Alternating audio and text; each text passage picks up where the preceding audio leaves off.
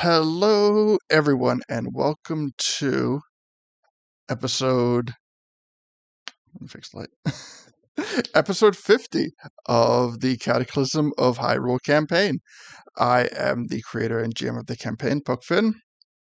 For everyone joining us tonight, welcome. Before we get started tonight, we are going to go over some announcements and we'll do a little bit of review because we did have a session 2 weeks ago, but it was somewhat of an isolated session, and I'll get into that in a moment.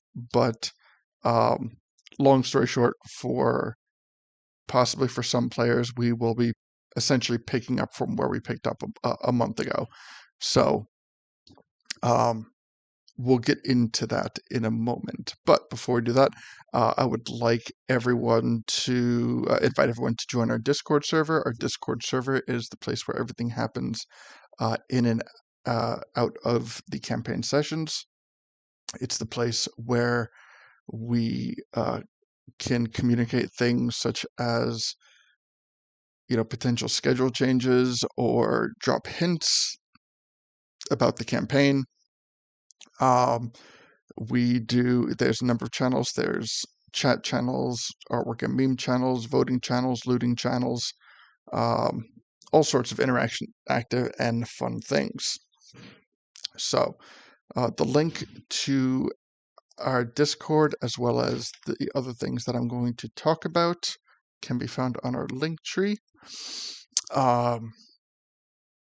In addition to our Discord on our link tree, some of the other links that we have are our Facebook group. Our Facebook group is moderated by Lido. It is where we create event reminders as well as have other interactions on there. So if you have Facebook and you want to stay up to date with our broadcast schedule, absolutely go check out our Facebook group and be part of that. And the last thing that I'd like to talk about is our YouTube channel. We broadcast the campaign on a bi-weekly basis with chat sessions happening on the alternate weeks. So our campaign sessions get uploaded to our YouTube channel. And sorry, I'm just kind of cleaning my glasses right now because I'm blind without them. All right, so our YouTube channel, we designed to be as easily navigated as possible. We have a number of playlists that you can check out there that will kind of pinpoint certain points in the campaign, because as I said, we have now this is episode 50 of the campaign with an additional one shot, means that we have done 51 videos, and at roughly 3.5 hours per video, it's a lot of content. We have a lot of content to get through. So if you just wanted to do things like watch our one shot, in fact, last week's episode, because it can be viewed as a standalone adventure, and it was a canonical piece of broadcast, that our one shot playlist now has our first one shot as well as episode 49. So episode 49 was a holiday adventure that, again, we'll get into, but we also have playlists for the temples that we've done so far. We've done the fire temple, we've done the water temple, and, if you just want to start from the beginning, from episode 1, and work your way through, you can do that too. However, if you are a little bit lost in the plethora of episodes that is the Cataclysm of Hyrule campaign, I urge you to come and check out our chat sessions, which we hold on the alternate weeks to our broadcasts, which we hold on alternate weeks to our campaign sessions. Sorry about that. Because the great thing about our chat sessions is, first of all, we have a loose kind of format that we will follow. We'll go over previous we'll go over previous episodes. We'll talk about things that are pertinent to the week before, but we will also talk about really whatever suits us. There have been plenty of chat sessions where we have talked about the campaign little to nothing, because we've just gotten on topics of things that we have found more interesting to talk about in the moment. I've done this. So if you are relatively new to the campaign and you have questions about things, you can absolutely join the Discord, ask questions. We are happy to answer anything. But also, if you were to join our chat sessions, it's one of the times where we can participate in chat more freely than we can during a campaign session. So we do like to talk to people. We do like to answer questions, and we do like when people have interest in what we are creating. So absolutely, get in the Discord, get on our Facebook group, subscribe to the our YouTube channel, and see everything that we have there. And yeah. So now, last week, before we get into recap, let me do proper introductions, and also if we need to make any changes to anything technical while we're doing this. So I'm going to go down the line, and I'm going to introduce everybody. So firstly, we have Deacon. How you doing, Deacon? Me doing pretty well. Very, very excited to be here today. Especially Very, after helping Super Tinkle.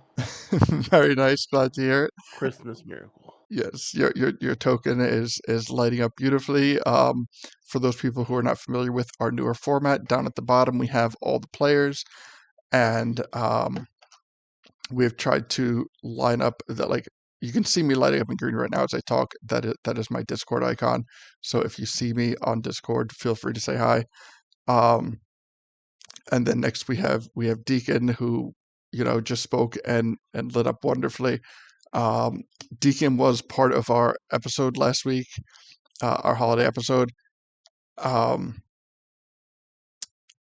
But so a month ago. Well, you know what? I'm even still getting ahead of myself. Any thoughts for? I'm just that anxious to get to it. Any thoughts for tonight's episode that you feel comfortable sharing at the moment? Well, let's see. I think we're gonna be getting up to something exciting today. And vaguely I'm feeling like we're rushing a temple one way or the other. So that's exciting by itself. All right, rushing a temple. All right, let's. Ooh, that is something. that Full is sprint. that is a statement. All right, so fair. Right now we have two main temples in contendership. We have the Forest Temple, as well as the Shadow Temple. The Forest Temple being located somewhere in or around Kakriko Village, and the Shadow Temple being located in or somewhere around Hyrule Castle Town. Admittedly, that a good part of this campaign, the NPCs, the location, the map, things like that, are based around the Ocarina of Time video game, which much of this original campaign took place afterwards, chronologically. But being that this is a cataclysm as well as a convergence of all universes, I do urge and like to remind people that some things may or may not be where we expect them to be, but finding them is half the fun. So look forward to the temple sprint. My Deku nose will sniff out the forest temple. It'll be okay. Yes. Okay, so Forest Temple. Before we go down, Uh, we had spoken a little bit about the Forest Temple in last week's chat session, and we had spoken about a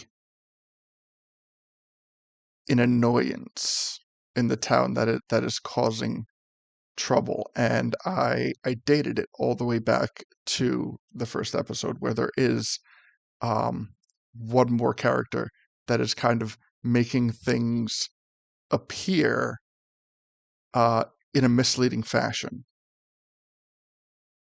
And um, I have no doubt that we'll get to that. But for, The Pretender. for those who have for those who missed the chat session last week, that was definitely a point of discussion that was worth mentioning pertaining to the Forest Temple. So, Deacon, welcome. Glad to have you, and can't wait to see what this episode brings. Next to Deacon, we have Lito. How you doing, Lito? I'm doing good. Happy New Year, everybody. First game of the new year. It Woo! is the you know what? I'm gonna try. This is just me, and I'm gonna try to like this. I'm gonna try to like fix your bubble as we're talking because I want it to Okay. fit. Like the bottom's cutting off, and just my little OCD ish is. I don't want that to happen. Um, Well, my bubble. My boobly. Pay no attention to the man behind the curtain. All right, let's Okay. just a little bit smaller, and all right, let's see how that works. So, how you doing, Lito? How you doing? Oh, there we go. Howdy.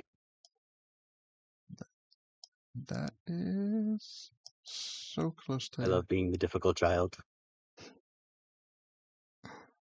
There's it. And there we go. I think I got it. All right. Yeah. I'll fix it in post, Okay. but there we go. That looks much better than it did. It's no longer cutting off any of your Lido-ness. Yay. So Lido also So was. tiny. I'll fix it.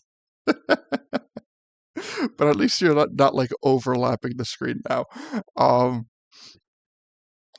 so what Lido being one of the two participants that took place in the events of what was A last Christmas week. episode. It was a Christmas episode. Listen, I'm not stopping anybody from calling it a Christmas episode, but in my jamming behavior, did not once utter the phrase Christmas nor Santa Claus. In fact, I might have said Santa Well, Claus in like a questioning manner a couple times, but I did not acknowledge Santa Claus nor Christmas during the holiday special. two children of the group thought it was Santa. They thought it was Christmas. So Yes, and that is absolute like that is a wonderful thing because like one of the things that I wanted to highlight about it was that the episode itself was in game. It was about like the awe and wonder of what the holidays bring for children. So you know, like me as a GM, like inserting my GM self into it and being like, that's not a word we're going to use. Like it is basically akin to telling a child, like, breaking that rule. Um, so yes, like the fact that like I mean I'm happy. Like I enjoyed watching the way that it unfurled, but I was going to remain steadfast in my terminology, and I continue to remain steadfast fine, in it's a it. holiday episode. There It's we a holiday episode. I can call it that. You can call it whatever you want. I'm not going to be one of those people that's like it's happy holidays. Like no, get out of here. Um, but regardless of what it's called, by the end of the episode, the children got what they needed, and their holidays were made special as a result of the actions that Leto and Deacon participated in. Yay! There were presents. And there were presents. Of course there were presents. All right. So, anything you'd like to share about the intentions for tonight's episode? Just going to do something interesting for the 50th episode. All right. 50th session. Wait a minute. Everybody's here. Oh, It's wait. even better. Oh, no. Now it's shifted. Oh, okay. All that work, and now I got to shift you again. Okay. Dang it. All right. So let me. Now this is way too big. Ah, it's like first world problems right here. Mhm. Let's see. There we go. All right. And I keep grabbing the background, which I don't want to do. There we go. All right. So now I can scoot Gully over here and make him a little bit smaller. So I'm sorry. So Lito, I'm sorry. Any parting words for tonight's episode? I hope we kill some stuff. Killing stuff is fun. All right. Wonderful. Glad to hear it. All right. So Lito, welcome. Glad to have you and cannot wait. And next, in between Deacon and Lito, we have Gully. How you doing, Gully? Doing good. Good. Happy to be here. Happy. Sorry I couldn't be here last time. I was traveling for the holidays. You know what? That's it was that's part of what the holidays is. So you know, we broadcasted on the 23rd, and Christmas and Hanukkah were just so close to each other this year. So yeah, I mean, it was family.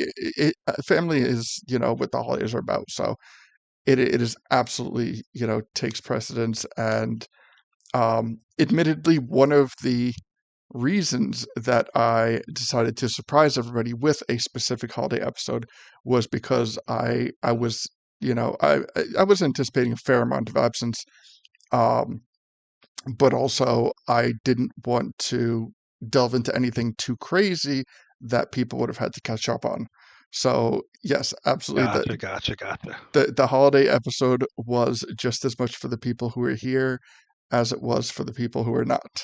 So your presence was missed, but we will start the episode off with figuring out what happened with Gully and Stefan.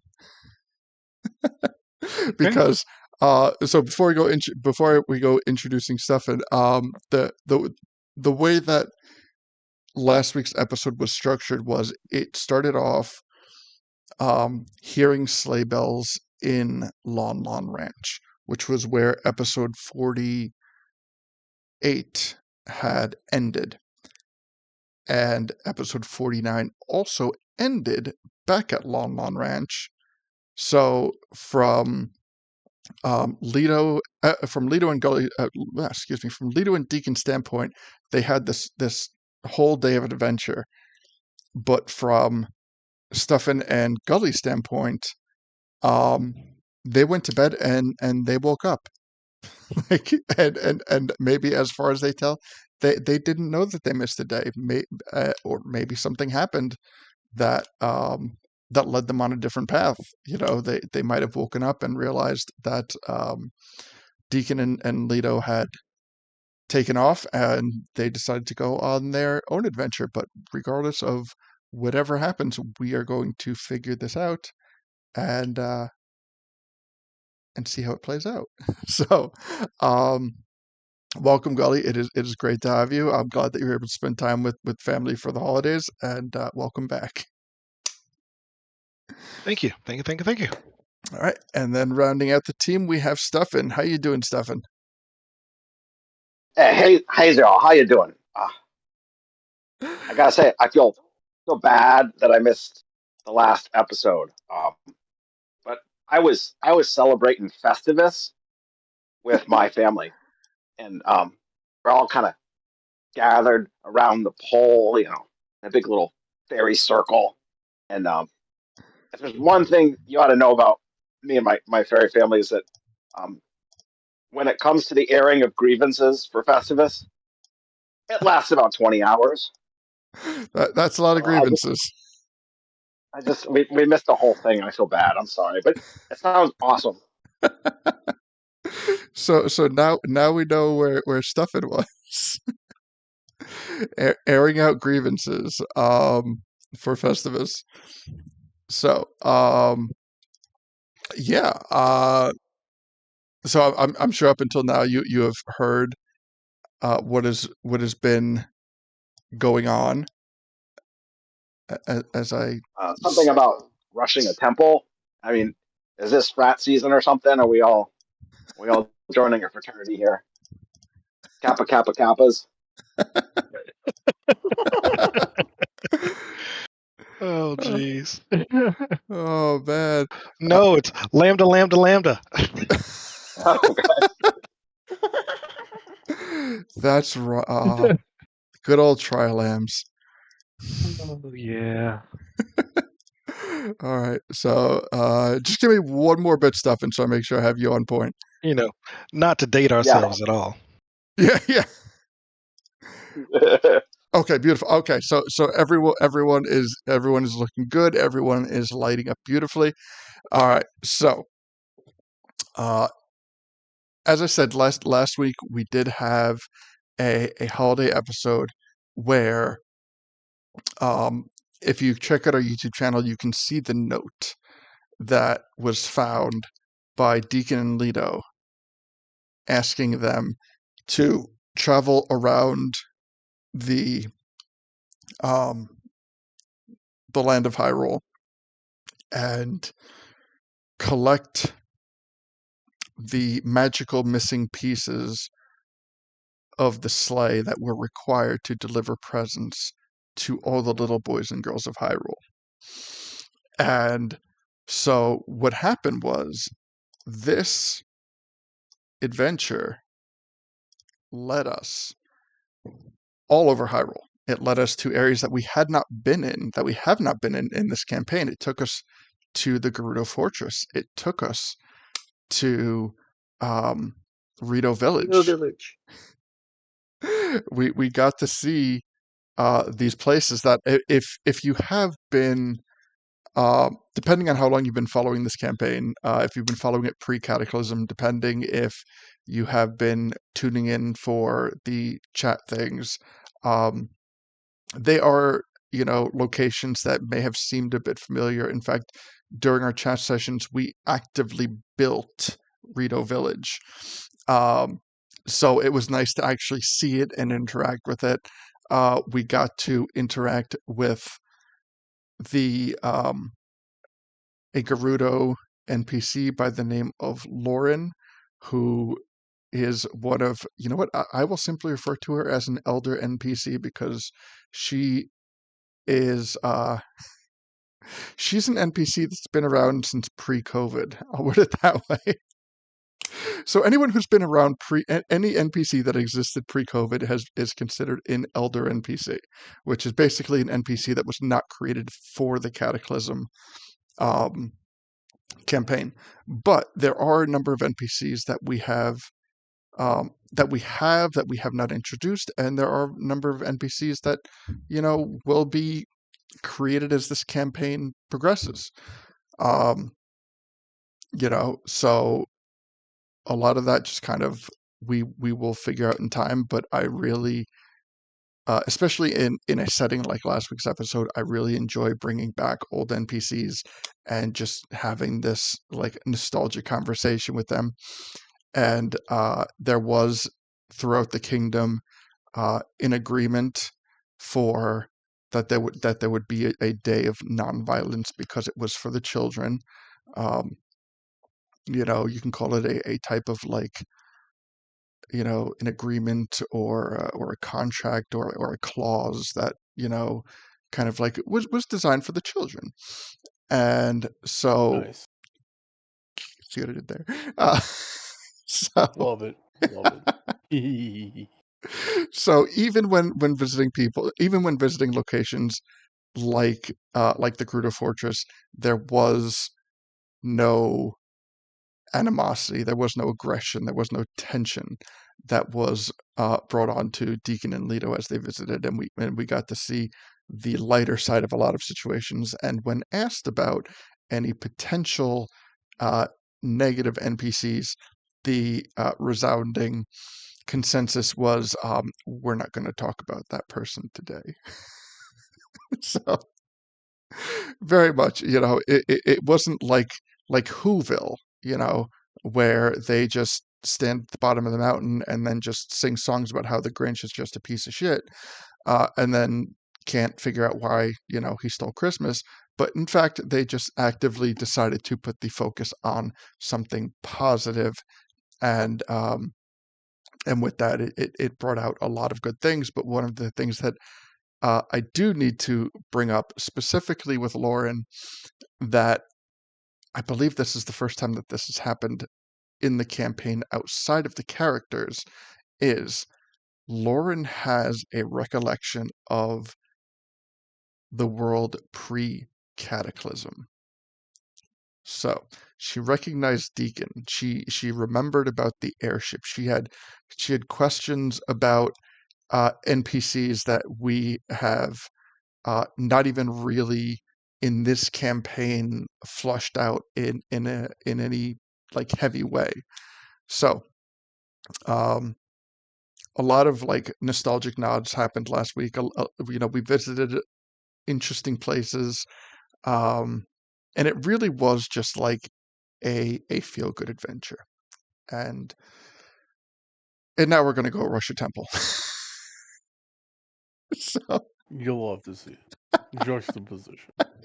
Compare and contrast. which arguably is usually me that's instigating this. It's usually me that's like, here's all the good stuff, and then just the backhand's coming. But this is all you guys. I'm just putting that out there. But nonetheless, yes, that is the recap of last week. Oh, and just as like a brief recap from 2 weeks ago, the party spent a lot of time at Lon Lon Ranch.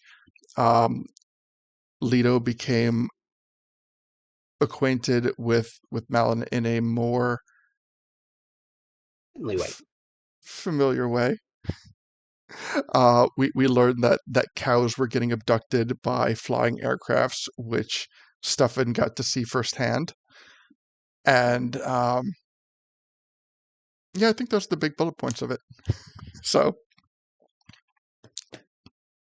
with that being said, let me take it back to the map, and we will begin our day, starting off with everybody waking up in the hayloft in Lon Lon Ranch. There it is. so do we still have the stuff from the last session? Which stuff specifically? Presents for both Ellie and Yes. Okay. Yes. There are going to be Um, a number of things that will have disappeared simply due to the holiday magic of it. As I said, like the candy canes that you guys ate are no longer in effect. So there are going to be kind of like much of the holiday, much of the things that happened on the holiday will have lost their magical ability, but the gifts that were created for as a result of the bag are still there. I just want to check. The cursed die, I think, disappeared from stuff at least the last session I was in. Is that still gone? Is that in effect on someone else that's been disintegrated? Is that right? So, fair question. The deadly sin die are no more. They have been. It has been successfully destroyed. and it is the lore in which it deals with is still present and will continue to evolve in time as we can explore what the Deadly Sin Die actually was, because we know a little bit about it. We know that it was not a magical item. We know that it was an item that generated what appeared to be a magical effect. We know that Iturbe saw the dice and knew something about it, but was not very forthcoming, like very much kept it to himself. But I believe it was a disintegrate spell that destroyed it. Level 9 disintegrate. Level 9 disintegrate was able to actively destroy it. But the other thing that I will say about this dice is, because enough research has been done in game about it, is it's great that you went that big on it, but it was simply something that could have been destroyed by like smashing a warhammer or sledgehammer on it. Throw it into the fire, Mr. Geekon. Throw it into the fire. And that is like the like beauty and the irony of the situation is, like, throughout multiple campaigns, I saw so many people try to go to these like magnificent lengths to try to destroy this incredibly cursed item, where they're like disenchanting it and counterspelling it. And I was like, you could just break it. Like, you could literally just break it. It is not any more or less breakable than your average item. Yes, but we grow up Wasn't it knowing like magical items. Go ahead. What was that? wasn't it like constantly attached to our body though? Like It was attached to your body through a sac. Like it took up. It was in like a essentially like a coin purse type sack. And if you had tried, and that was one of the other things. People tried to get away from it. They tried to throw it or teleport it to another dimension or anything like that. And one of the effects of it is, if you tried to get away from it, it would magically, it would appear back on you. So it did have kind of like a homing thing to it. Like, you could not get away from it, but it was still very easily destroyed. Bonk. Bonk solves all problems. Bonk definitely solves this problem. But yeah, it wasn't like embedded into your skin or anything like that. Like, you could pick it up, you could hold it, you could, try to. I even mentioned a couple of times. I was like, you could try to pawn it off on a baby. So it was absolutely like workable. You could do things with it. You could try to bury it in the ground. You could, but ultimately, the effects that we discovered was, if you dispelled it or remove curse, it would remove the effect for the day, but it would at the start of the next day, it would regenerate again. And if you tried to distance yourself from it without somebody taking physical ownership of it, then it would return to you. And I think we also I know we talked about it, but I believe we talked about it in a chat session, not in a campaign session, where it was the previous owner of the Deadly Sin Die was Reginald. And had you not taken physical ownership of it at that moment, that die would have eventually followed him out and been back in his possession. Whoops. But That in would've been taking hilarious. possession of it, you were able to successfully destroy it. So means to an end. Yeah, we saved a lot of babies by doing that. Say you guys are baby Yeah, savers. yeah. If Reginald had had it, he would have pawned it off on a baby, He probably and would we have. saved. Yep, we He, saved babies. Now, what you need to do is create a cursed item that would be appealing to a baby, like a ring that makes you like toddle unsteadily as you walk, and then I'd be like, okay, I can't wear this myself, but maybe a baby would like it because it would be like a step up. And they just have to find a new baby every year or so. I could probably think of something like that relatively quickly. In fact, just from that, I would call it a magical wing. And people, oh, well, if it's a wing, then I equip it and it will let me fly. But in reality, it makes you waddle, and it was named after the properties of a baby. So a baby instead of a ring would say a wing. So it's a waddling Ooh. wing. Yeah, you lost me with that one. Really?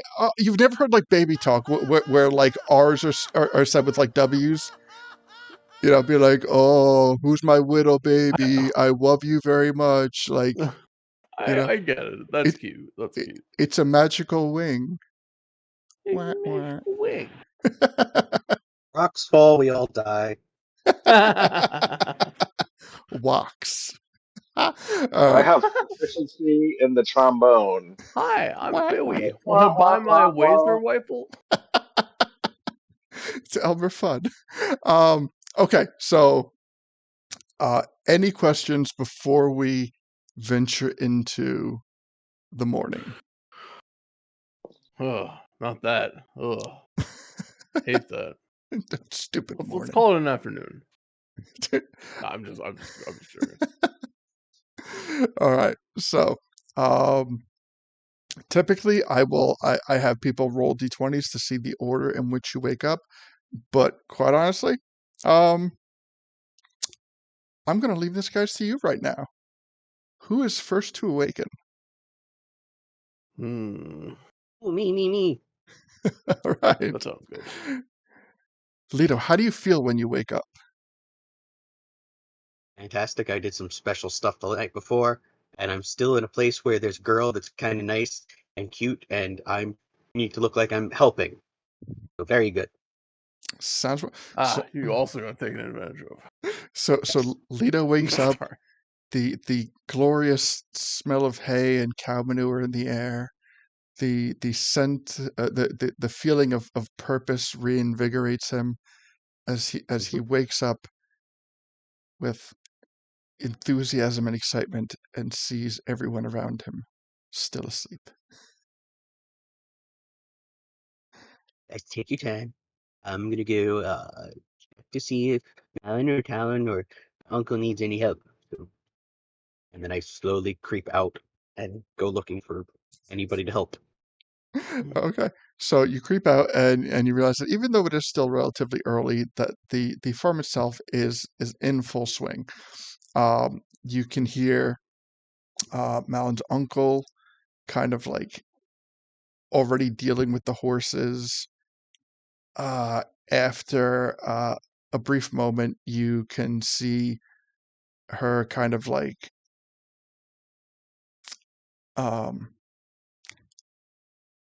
walking or like through the ranch, carrying buckets of milk over to what you would recognize as like a butter churning station. I go running over to try and help. All right. In which way are you going to help? I'm going to try and carry them for her Okay. with my mighty non-muscles. All right. So she's carrying. Let's say that she has 2 buckets of milk, one in each hand, and she also has kind of that like I don't even know what it's called. That like piece of wood that rests across the shoulders. Yeah. With a bucket of milk on each of those as well. Lito's going to try and take them all. All right. So you run up and you kind of like stop her, and she's like, "Oh, Lito, I trust that you slept Morning. well." Yep. Invigorated. Come to help you out because that's what nice guys do. Well, This toothy smile. well, I'm glad to hear that you have so much energy this morning because there's never any shortage of work to be done. And she kind of like extends her arms to let you take the two buckets out of her hand.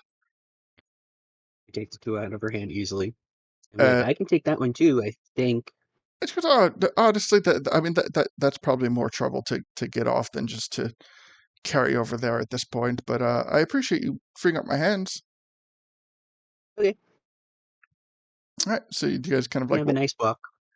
you have a nice walk. You kind of like as you make your short walk, you see her just kind of like looking around the ranch and kind of admiring the cuckoos and looking at what her uncle's doing with the horses and uh, just kind of like taking in, she takes a few deep breaths and kind of takes in the morning air as you get to the butter churning station, and she puts down her other two buckets and starts to fill up the butter churner.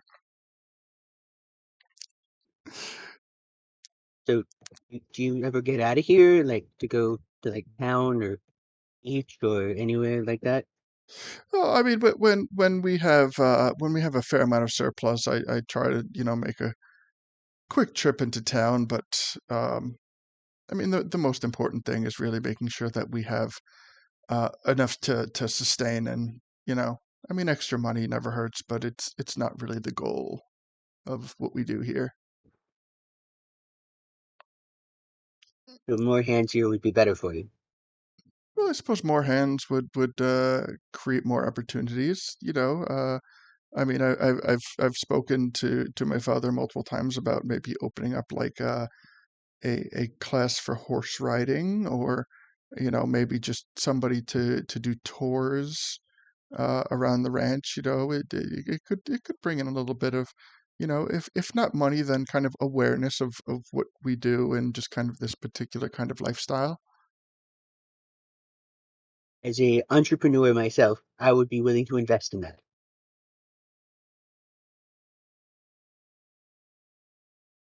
I mean, So, that sounds nice, but I mean, I think that I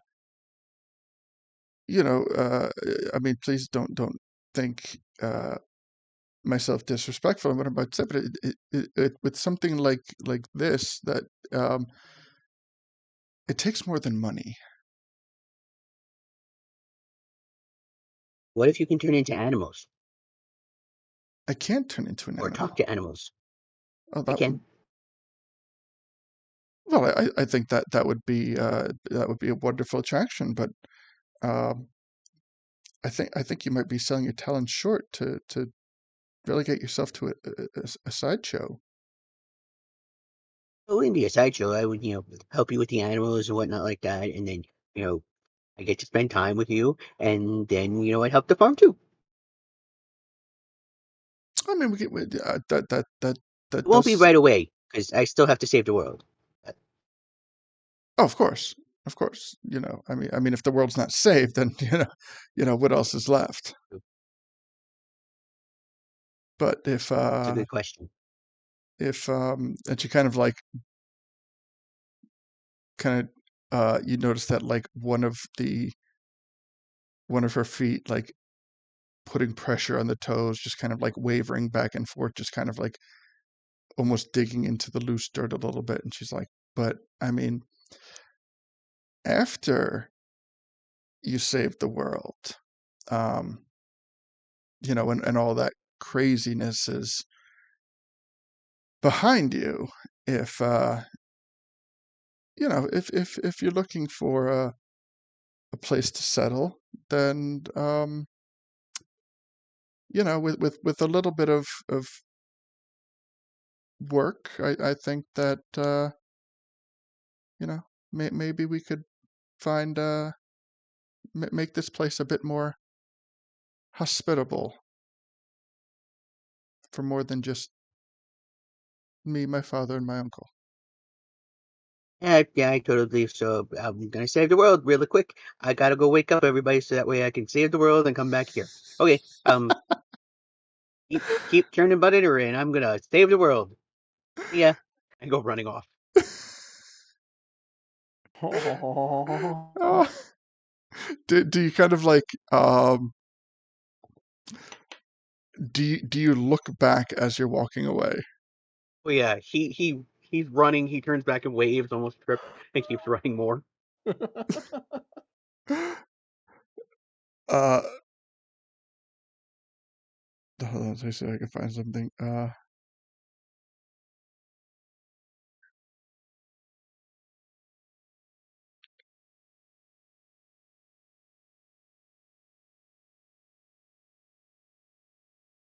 All right. So, what was? Oh God, I mean, put me in fucking anime jail for this. But what was the girl's name from Naruto? Which one? Sakura? Nada. Sasuke. The If you're going The- in a Kikucho, oh, Nada, Sakura, oh, Sakura. Hinata. Sakura. Thank you. Sakura.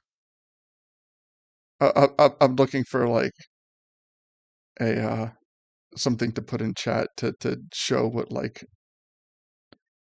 Lito looks back and sees. But yeah, okay. So while I'm looking for that and you know not stumbling myself over multitasking, uh, you make it back into the barn, and who is next to wake up? I'll probably Deacon. Probably Deacon. I I don't know. I just kind of imagine that like this might be because I keep seeing this song. Might be because I've had it stuck in my head for the last 2 months. But I just imagine that like the first thing on his mind is like that Doja Cat song "Moo." Um, like he just wakes up in the stable, surrounded by hay and cows. He's like moo moo moo moo. And Like he's kind of just he like singing that. pretends. Yeah, yeah. It's like he's trying to like serenade the cows. I don't think 'cause, yeah, he wouldn't Stuffin, you didn't tell anybody about Lon Lon Land, did you?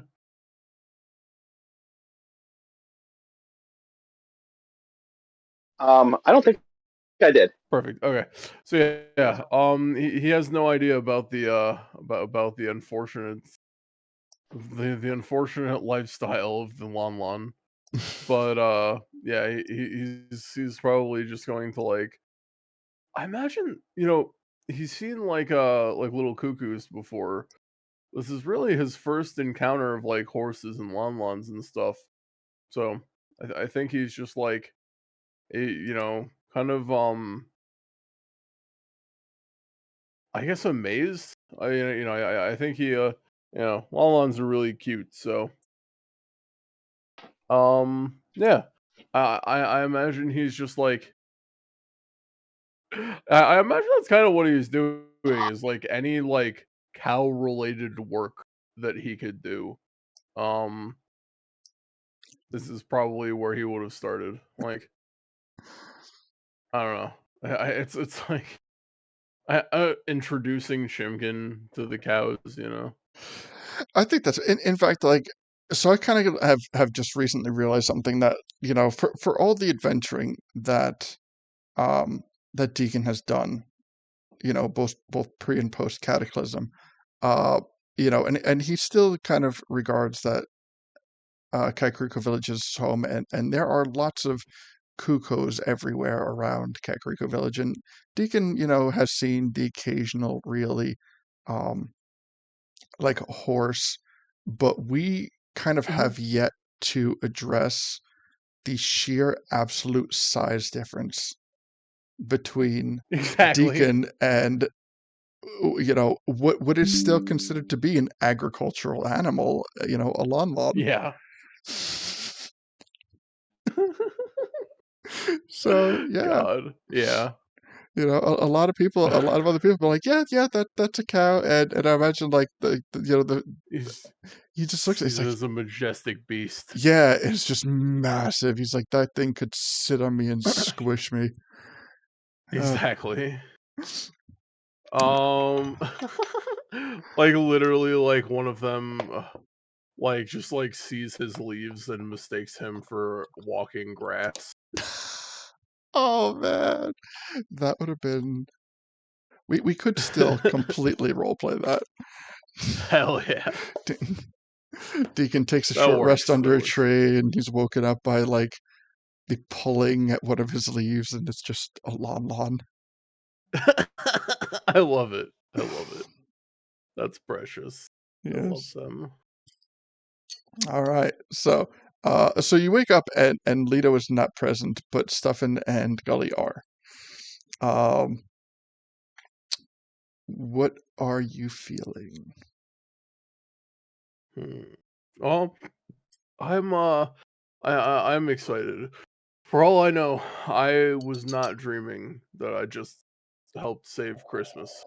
And yeah, somehow I must have been in a separate room from them in the stables or something. 'Cause I didn't see them yesterday morning. So yeah, honestly I would probably be excited enough that I would wake them up shortly after I got up myself.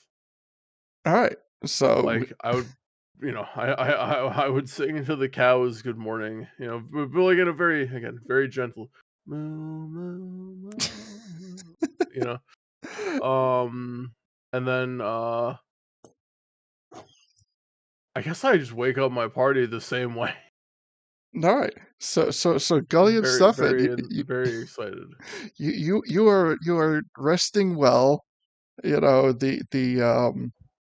The cow pelts and hay are more comfortable than you imagine they would be, and all of a sudden,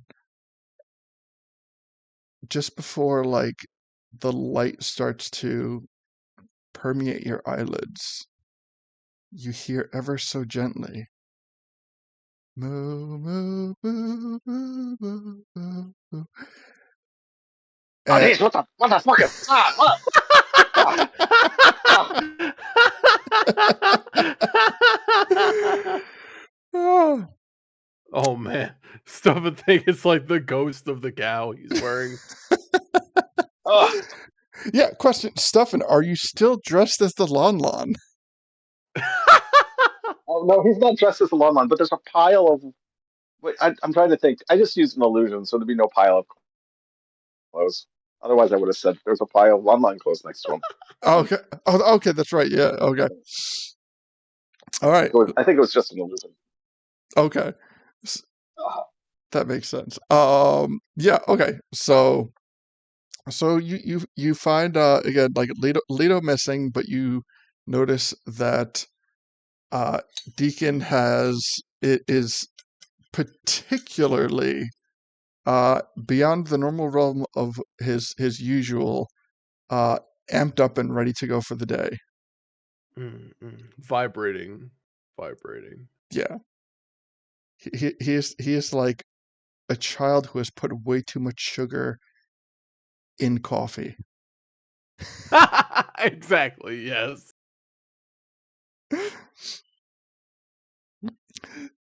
So, He is a buzz. yes. how do you, Lita? How do you so awake? I had a late night. Oh my gosh. Did you? Oh. Wait, what was the last part? I'm sorry. Oh, I don't know. Are you drinking like the Lon Lon juice or something? Yeah. I I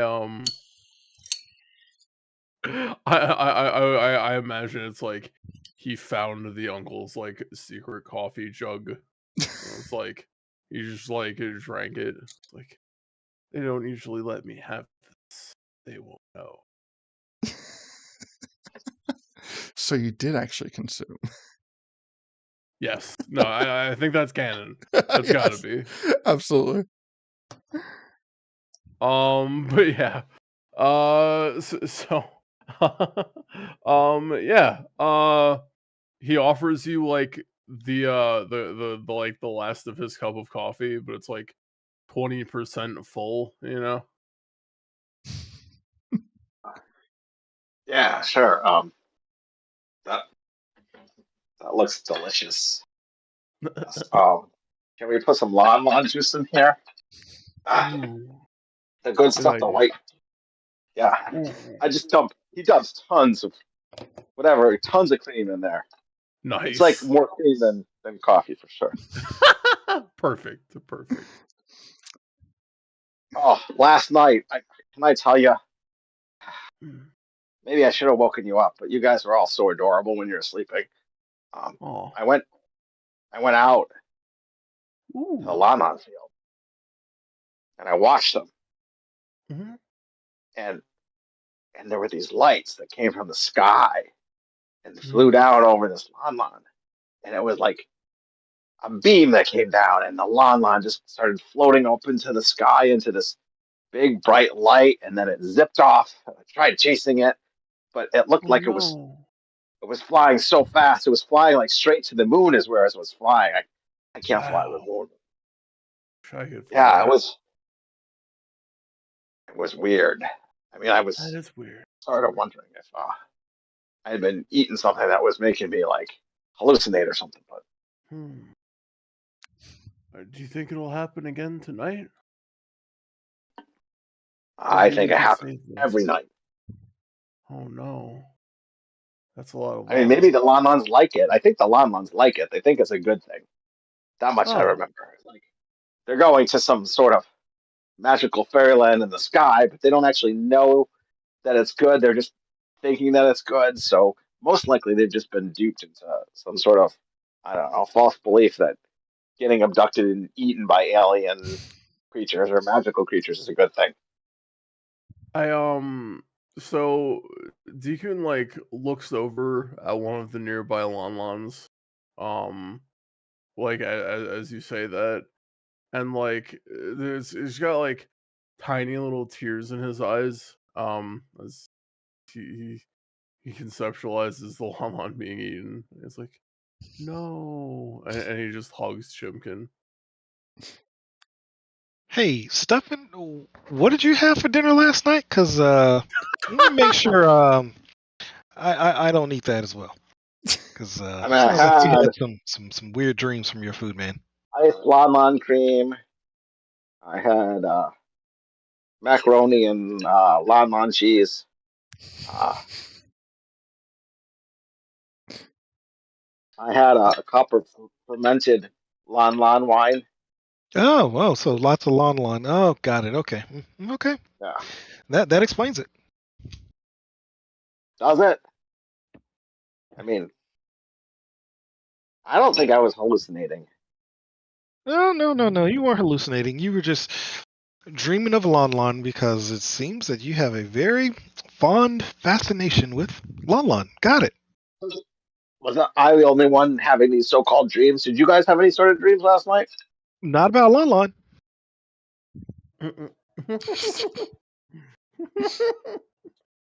um, I dreamt we met Super. Oh wait, sorry, I think I got off. Super Tangle. Super Tangle? Yeah, the big Tangle. That sounds like someone with a lot of hair or something. Or hair problem, Um, maybe. he well, we we used to call him like Fat Tangle, but well, then the thing with Tony happened and it kind of lost its charm, so he's Super Tangle.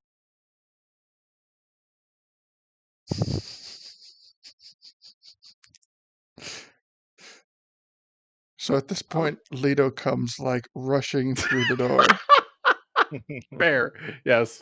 Guys, we need to save the world. Faster the better. Let's do this. Oh, but we're talking about our dreams, or maybe not our dreams. The thing that felt We're real, talking but about the maybe same was thing. actually a dream. Save the Lon Lon. Save the world. I Okay, love that. but we need to actually save the world. So like finish it up so that way I can have a happy ending, and you guys can have a happy ending, and you should do that. So you should, Save the world yeah, from the things that are taking the Lon Lons away. sure, Wasn't everything there else. a Save the wasn't world from like that Tangle person. Well, if we save the world by starting temples, we can finish the temples, then come back, save the ranch from. I don't. What are you talking about? The Lon Lons? I'm confused. wasn't The there things that a were taking the Lon Lons into the air, into like towards the moon. wasn't there a They were club like, back in Castletown that you can get a happy ending at? I don't know. But I'm that's a book confused about club, I these. think, right?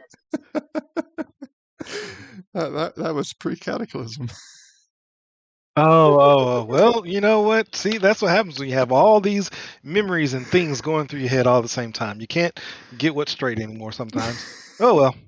Well, whatever. I have two Something's presents for you straight, all from right. Super Tingle or Santa Tingle. Santa Tingle? So yeah, Santa Tingle. So you stuffing. Here are some beard oils. Santa Oh, Tingle your fancy? No. wow! You're a lot like this, man. Oh my gosh, my beard And for tingles when I you, put it in Gully, there. this is something special. It's never ending. Chocolate marshmallows and graham crackers. Ooh, That yumsy. way you can use it at the temple and you'll always have s'mores. I love it. I'm Okay, sure now the where are we parishioners will going love next? this. Yes, Well, you temples, right?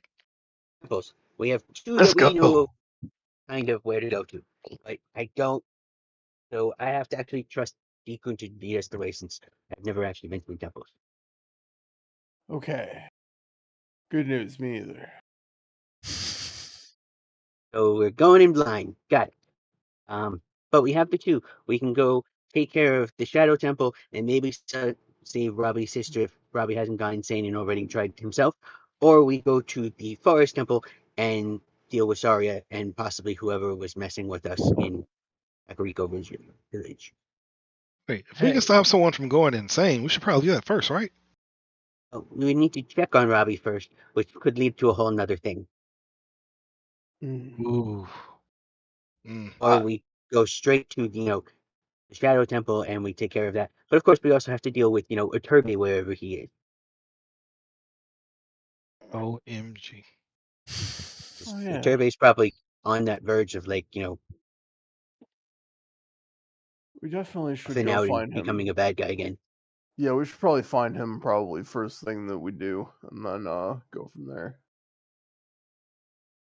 Do you know what this means, though, Deacon? Is Yeah. your dream was real. Santa Tinkle was real, Wow. I. and that means that my dream, where I saw those weird things taking the Lon Lons up into the moon, that must have Mhm. been real too. No, that makes sense. Deku nods very enthusiastically. Says, "Huh. We have to figure So out let's what's take care of going the on." temples, but Hmm. maybe after that we go to the moon, huh? Yeah. I want to see what the Lon Lons are doing in their magical fairy tale land. Yes. They're probably dancing and eating this wonderful food, or someone else is dancing and eating them as food. One of the two. Just an idea. If you know when they're planning to come back and take more loans, I can turn us all into cows. Okay, so I tried that. They didn't buy it last night. No, I no, mean, I no. wasn't a cow, Like but a real cow. I looked like a cow. But the problem might be like they only took one of us, so we need to figure out a way to like if one of us goes, then the other ones get find a way to go with them also. Yeah, because we'll all be cows. One of us will be chosen, and then I'll make everybody non-cows, and then we'll fly up and go up and attack or try and get into whatever it is. Okay, if you got a way to do that, That's yeah. for later. That's for later. First, the temple. Well, Which the one are we temple going now, to? right? Yes, Hmm. I go with Arya Temple, the Forest Temple, since that kind of seems to be the one that we kind of keep walking by and bad things keep happening here. Yeah. Yeah. Okay. That makes sense. Also, yeah, I think that one might just be easier to find.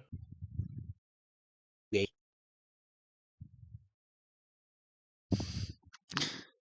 Late yay nay?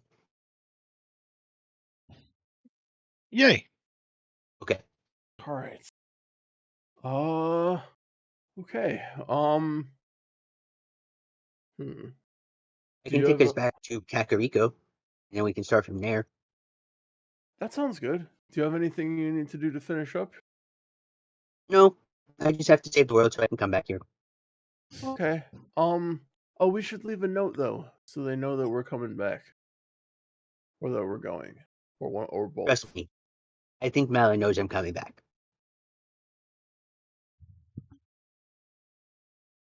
We can also tell, Talon, because he's probably still asleep.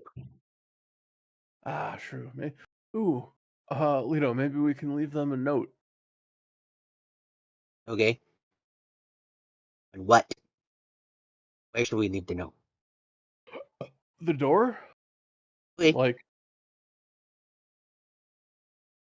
Want okay. it just to be like written out normally, or do you want it like really crafted or something else? I You was don't want to thinking, leave like a magic mouth or something? Don't know what Okay. don't I don't have know that if I kind have of it. magic. I was thinking, you could just show me how to write like "we'll be back" or something, Okay. and then yeah, we just leave it as a note on the door in the picture. And I will do that. Perfect. We will Okay. Oh, wait, pen and wait. paper. Okay. Yeah, I got my forgery kit. I have it. I have a magic mouth. So, you could just speak to it, and Okay. when it came up, if someone came close, it would just repeat your message. Oh, cool. Okay. So who wants to speak? Or is it just in Uh, your voice? Or is it in anybody's And voice? just as a message that is implanted when conditions are Okay. met. It's 25 words or less, but it can take up to 10 minutes to tell it. So you could speak really, really slowly if you want to. And it uses the same voice. And it might have to be my voice, but I think we could try it with your voice. I'd rather have it your Okay. voice. Okay. Yeah. So pick a Wait, door and I will do it. okay. Do you want to put it on like the front door or something? Sure. Yeah, that sounds good. Ready? Abracadabra, cadubra. Speak. Okay. We are going temple hopping. We will be back. No worries. We'll miss you. Have a nice day. Perfect. Sincerely, the group who does not have a name.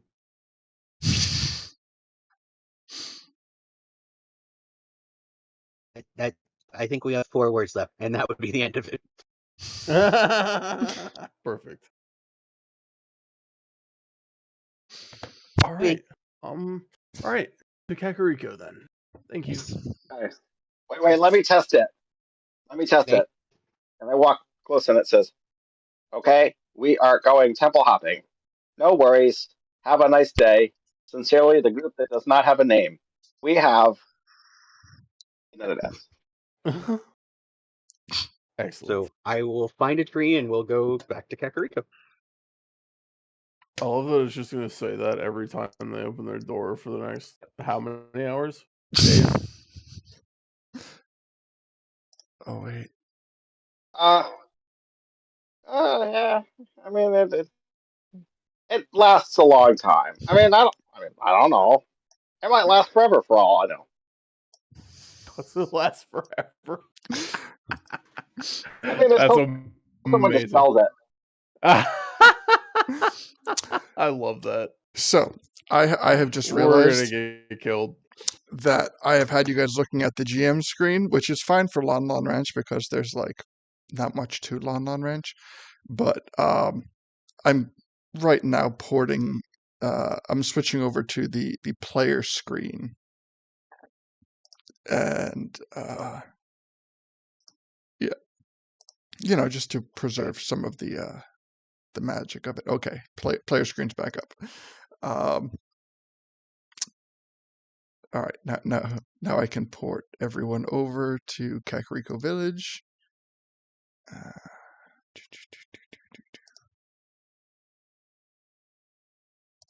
is this the one?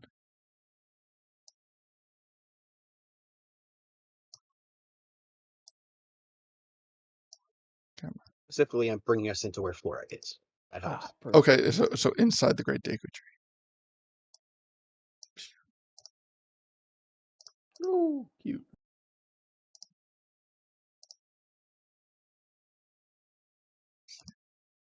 Hi, Flora. We're back. Hi, Flora.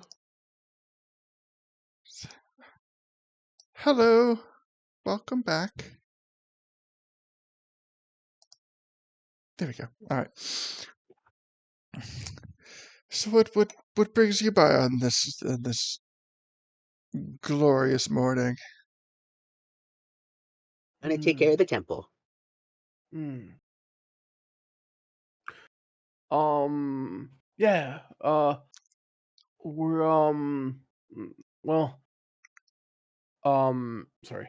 Leto wants to save the world so we can get a happy ending, and to do that, we got to do the temple. Um, You by chance know where the temple is? yes. Um, but there's better places to get happy endings. No, I want my happy ending so that we way know. I am happy forever. You know what? I'm not going to question your methods. Um, but I will say that that somebody has absconded with the key to the entrance. And I'm not going to say It's his okay. name. Could probably unlock it. I can't just unlock it. That is Yeah. brutish. Must be it is a sacred temple. It must be opened properly with the key. You know what the key looks like? I can try and make one. I mean, I'm sure you could make a replica, but it wouldn't be the key. It would just look like the key. Yeah, Oh, but you're gonna you try also to. have this stack full of, Are you? you have all the keys, I thought, type of things, or the runes for the temple, which were the keys. Let me see. Okay. So I will look in the bag for the rune for the forest temple. For the what? For the runes for the forest temple that I thought was the key to it.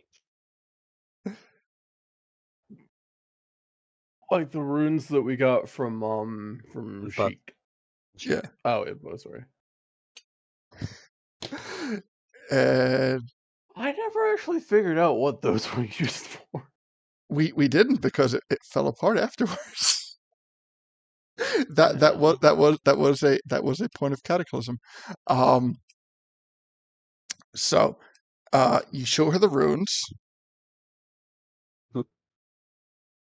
She goes, "Yeah, there's one missing."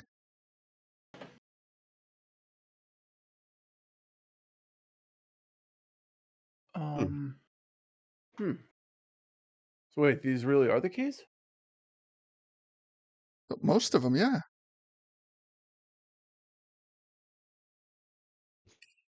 Remember we used one in the fire temple and the water temple? Honestly, no. For the fire temple, we had to use a black ocarina and play a song on it. Yep. Very true. Runes really had nothing to do with it. Why do we have a bag of runes? We were told And then for that the you're water supposed temple, to. we had to. We had to. I don't think we used the runes. I think we just found a door, and then you had to use your hand with the fiend's hand, and then it'll let you in because you were the president. I mean, you were royalty. Yeah. Now I'm very confused. We have a bag of runes that don't actually do anything. You have I most of always the assumed they roads. weren't. That's why I keep saying that. What do the runes actually do if we don't, need them? That's what I'm confused. I know we need a key, but I'm on the rune thing at the moment. Are the runes the key The runes are the key. to the forest temple specifically? Yes. That makes sense. Okay. So, well, thanks. So who took off with the other one?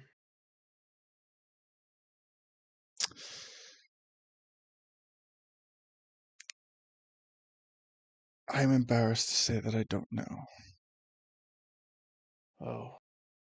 Is it the stinky person who keeps trying to like get us in trouble when we walk around town? I do know that it's someone in the town. I do Hmm. know that the person appears to be Kokiri and not Deku, Hmm. Hmm. and that they appear to be male. Hmm. But when it was stolen, I only got a glimpse of what they looked like, and not a very good look. Mm-hmm. Mm-hmm. But ever since they got it, they have been using it for mischievous tricks throughout the town. Hmm.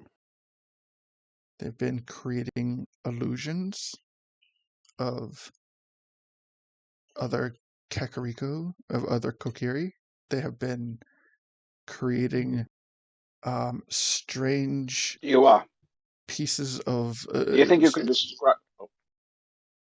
they've been creating strange bushels of flowers only to have them disappear a moment later. Just strange things. But I haven't been able to figure out. Pretending to be sorry. It, I did hear that. I didn't know if I wanted to believe it, but I did hear that, and um, it seems a bit in poor taste. But uh, sitting here judging, me sitting here judging will not help the situation. Um, but yes, I have heard that as well. Hmm. And I can assure you that Saria is, for lack of a better term, safely tucked away in the temple. Oh, that's good. I'm glad she's safe. Does that mean she's not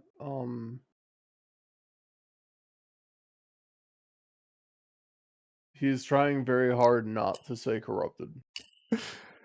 And she gets it, and she says, "Let me reiterate, we are safe because she is tucked away in the temple." Oh, I see. Thank you. Yeah. Yes. Okay.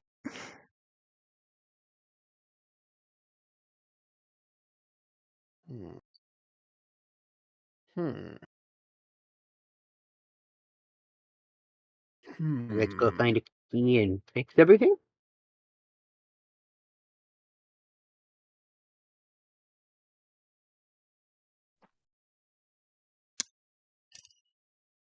Um. Yeah. Sounds like that's the plan. Hmm. So. See. I guess, oh, I guess I stole that key a long time ago, huh? Sorry we never got around to this. I didn't quite realize well, I thought it was Saria, you know? I mean, uh, not to dwell in the past, but there, up until recently, were more pressing issues to handle, other than a missing rune that was, well, with the rest of the set, I knew was in good hands. That's So, true. uh, So, how are you feeling, by the way? more energized, more like myself, Hmm, coming into my own skin, as some would say.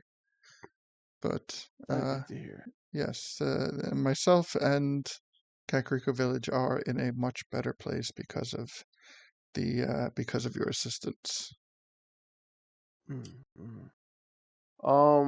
Have you had the chance to meet Mr. Turbe since then? And I point at him, who hopefully we have brought through this portal in some way. I believe you left him at Death Mountain, or Death Mountain, really? Oh, fuck. I believe that was the last time we talked about him.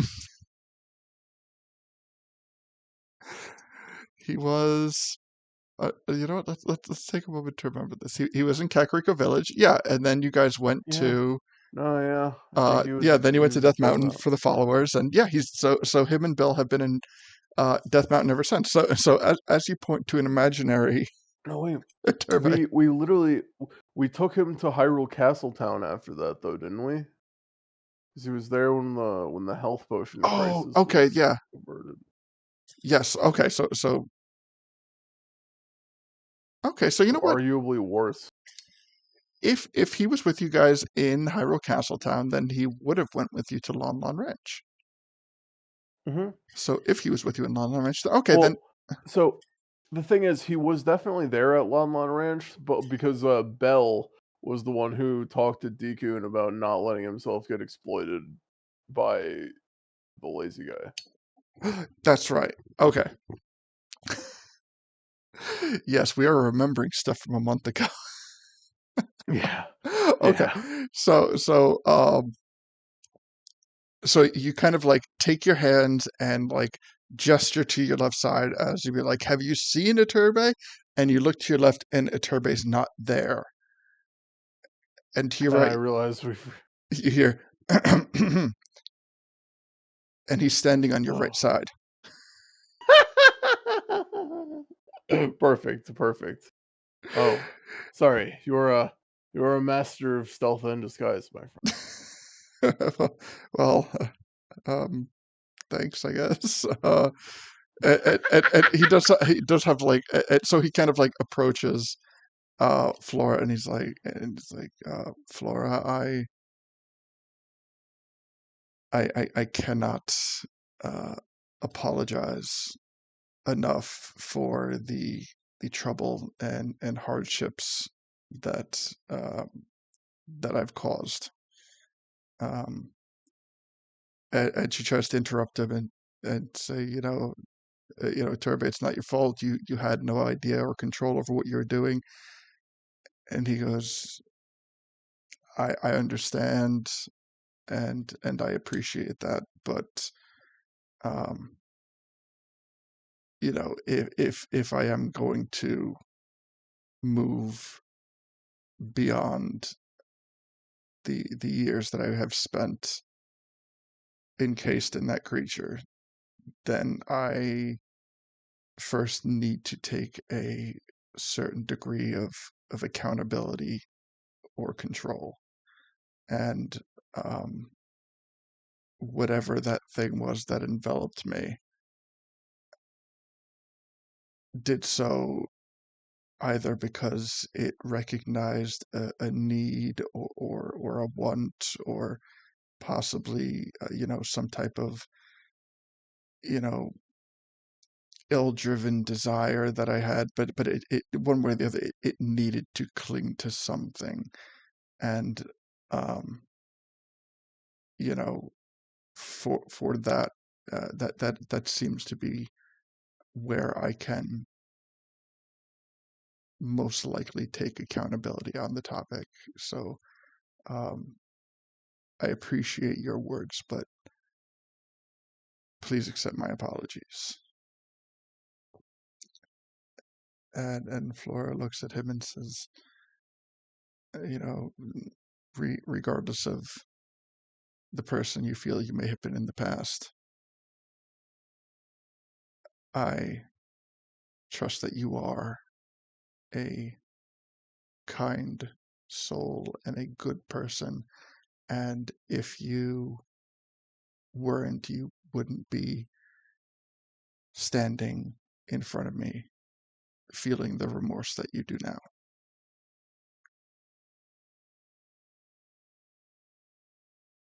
And yeah, I mean, Turbe doesn't know how to respond to that. Can I can I kind of take his hand? And like if he'll let me, Mm-hmm. and just kind of say, that like, you know, Turbe, it's not lost on us how hard you're trying. I know, even I think even she can see how hard what you've been going through is, and what you're still going through is. Um, and it's uh, how to put this? It's something we can still appreciate.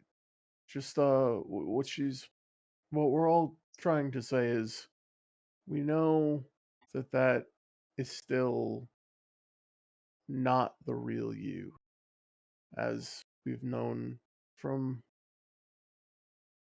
the beginning. I think we knew that wasn't the real you, and you show us that with every day you fight against. Sorry, saying. He kind of like gives a subtle squeeze to Deacon's hand. It's like, thank you, Deacon. I know that I know that a lot of things have changed in the span of time since I've regained control of my body. But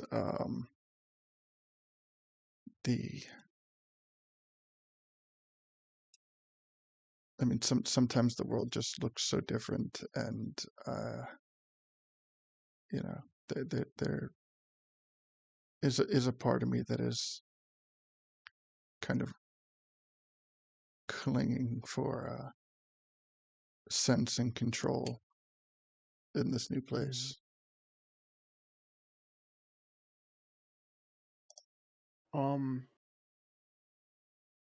Well, I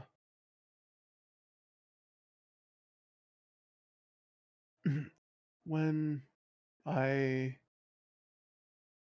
was lost for purpose myself a long time ago, came back Kakariko when it was in a rough spot, and made that kind of purpose for me. Help rebuild it and stuff. And that was good. Good for them, good for me. So world is different for us too. You're not alone in that. Many things not how me remember. You see,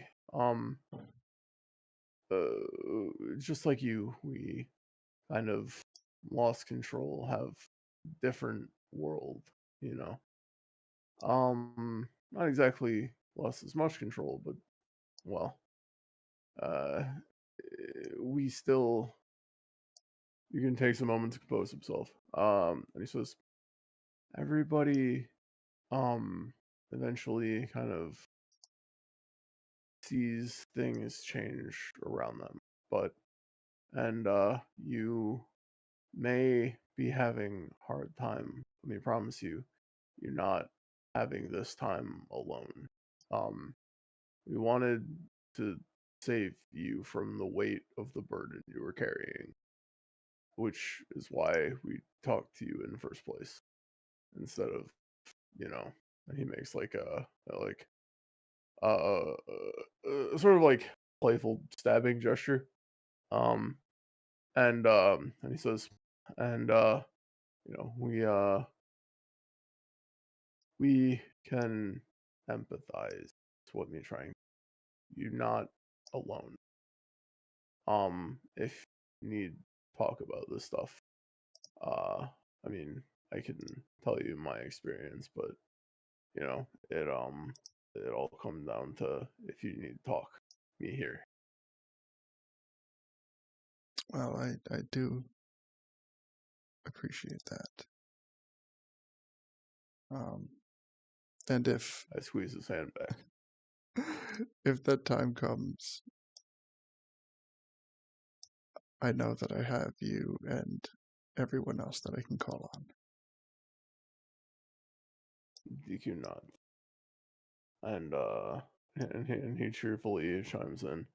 And in the meantime, you use what you do have. Come save Kakariko with us again. Take down evil, Zarya. Yes. Evil. Well, I think now you're definitely talking my language.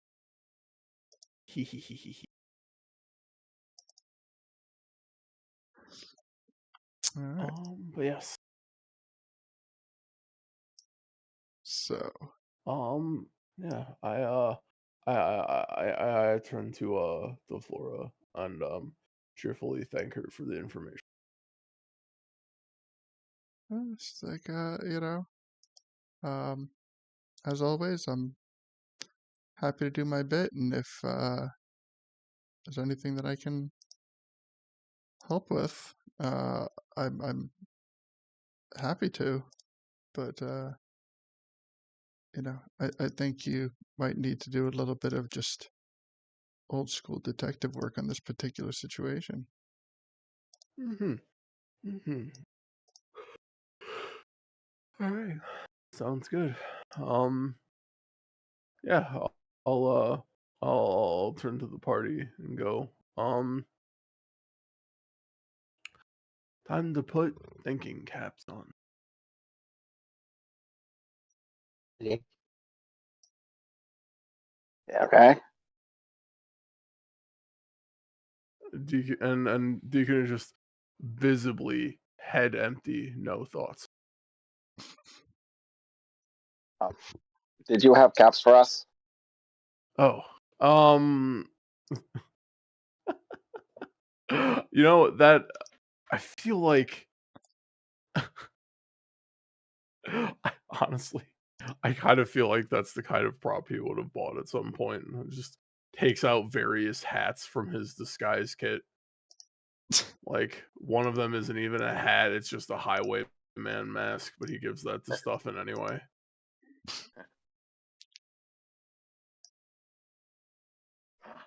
It covers some of my face, but not the beard, and that's the important thing because it's all shiny with this new oil.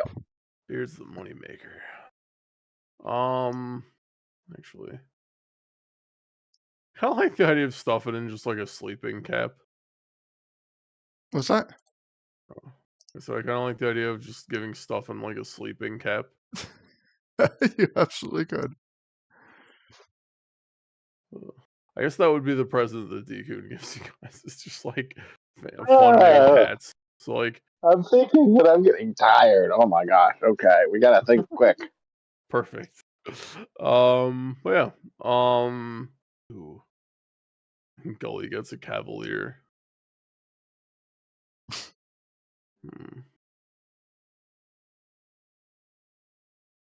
Yeah. Vito gets a smaller tiara that goes on top of his jade circlet. Accessories for the accessory. Sorry. Anyway. Sounds good. Anyway. Hmm. Yeah, I actually have I have no idea how to go about this. Well, I think that the good first step is to go investigate in Kakriko Village.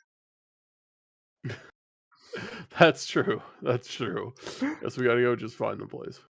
Or like find by seeing what happens. Okay. Yeah. You guys ready to go? Or did you wanna do Yes. anything else here? Okay. I need somebody to hold the runes for me. Hmm.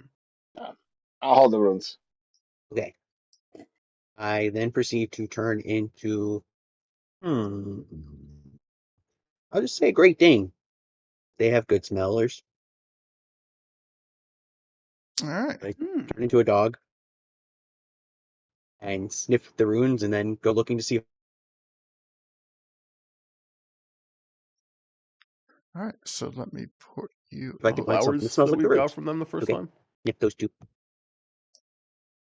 Let me port you over And we go to. exploring the village, looking for that scent.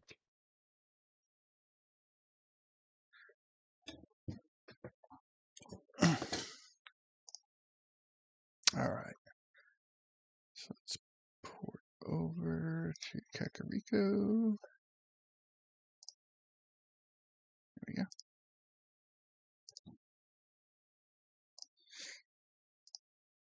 All right. So coming from the northern pathway, you first come into Kakriko Village, and you smell lots of scents. Smell the scents of cuckoos and fresh produce and the oil that is turning the windmill smells like it probably needs some fresh oil. But as you start to make your way around, you get a whiff of, you know what? Give me investigation.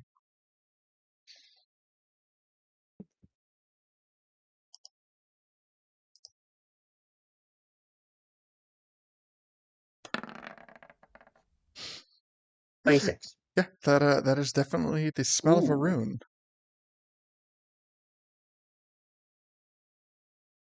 In fact, it's coming from the agricultural farming area. Okay. Start sniffing around. You're sniffing through berry bushes and rows of lettuce and carrots, and then your nose just kind of stops. You realize it's buried underneath. I do the, like dog pointer so that way you guys know where it is. All right, so you guys are gathering around, Nice. and one of the Kokiri come over, and he's like, "Hi, what you doing on my farm?" Looking for a rune is the dog. Oh, yeah, you can talk. This level I can talk as an animal. He's like, "What the? Um, you know your dog can talk."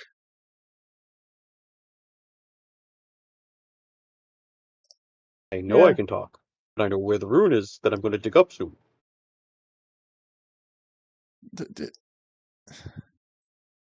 Yeah. I mean, I'm going to start digging it up. Tycoon gets out a tiny little shovel, but it's like the kind of shovel that a kid uses at the beach. And the guy just starts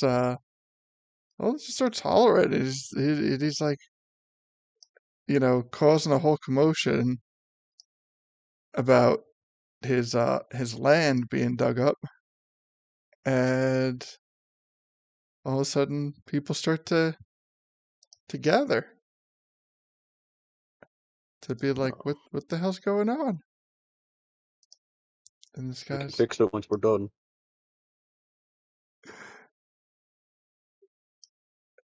and the, uh-huh.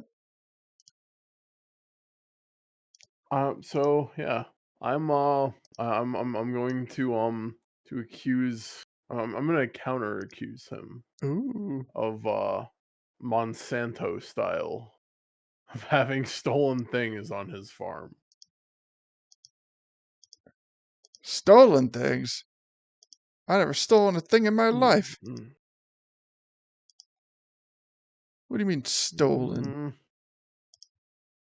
Well, you see, if you didn't steal it, then well, I'm gonna look like such an asshole when it's not there. Motherfucker. It's says if you didn't steal it, well, then somebody buried it on your farm. It sounds like they would have had to do that quite a while ago. He's like, listen, So, mm-hmm, there's only 2 people that work this land, mm-hmm. and ain't none of them doing dishonest work. Who's the other one? Oh, that'd be Mido.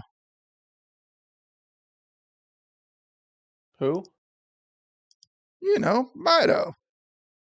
He's like, Mido? yeah, he fixes himself to be, the one in charge, and, he's all kind of thinks he's, the bee's knees and stuff.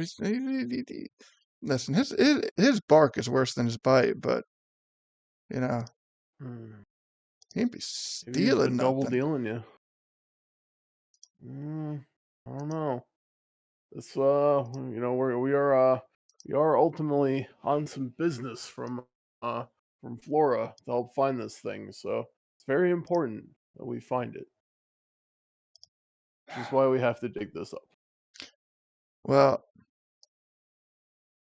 I'll tell you what. His dog is Stinky Sniffer. He can smell the sneaky stink.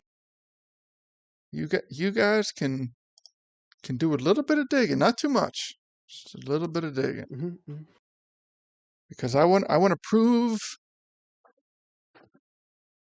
that for all his bad personality habits, that deep down Mido's a good boy. Okay. And I will be putting my faith in our good boy. And he gently pets Lito's head as if he were an actual dog. Well, you know what I mean. But Um, if you don't find mhm, this thing you guys are talking about, mhm. you owe me 5 times what the crops are worth.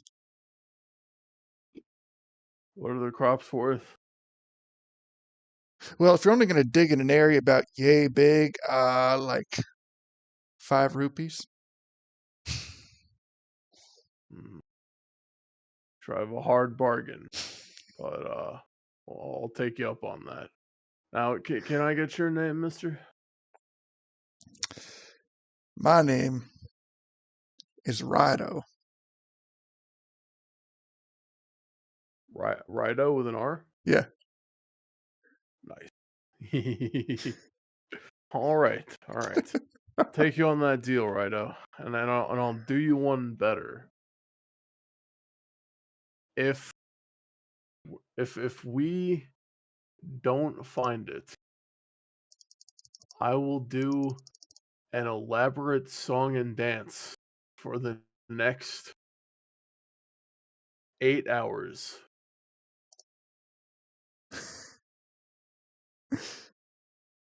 Well, you know what? It's been a little while since, my jug got a good hootin'. So, I'll take you up on that. I love man. I will die for this man. Okay.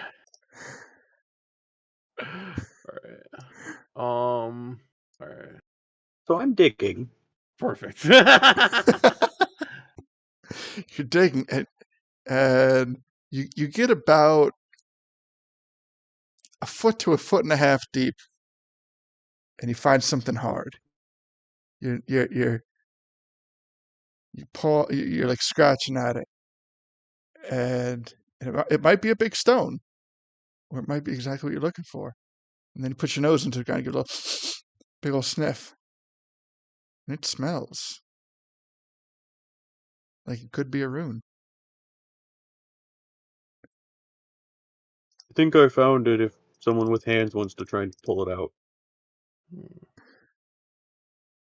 I'll do it. Oh, okay, go ahead. Oh, sorry, Glade. Do you No, want no, to? no, you're good. Oh, Okay. we'll leave it It for the might be a little peasant. bit big for Deacon. Just kidding. What'd you say? Is it? I said we'll just leave it to the peasants. I couldn't resist.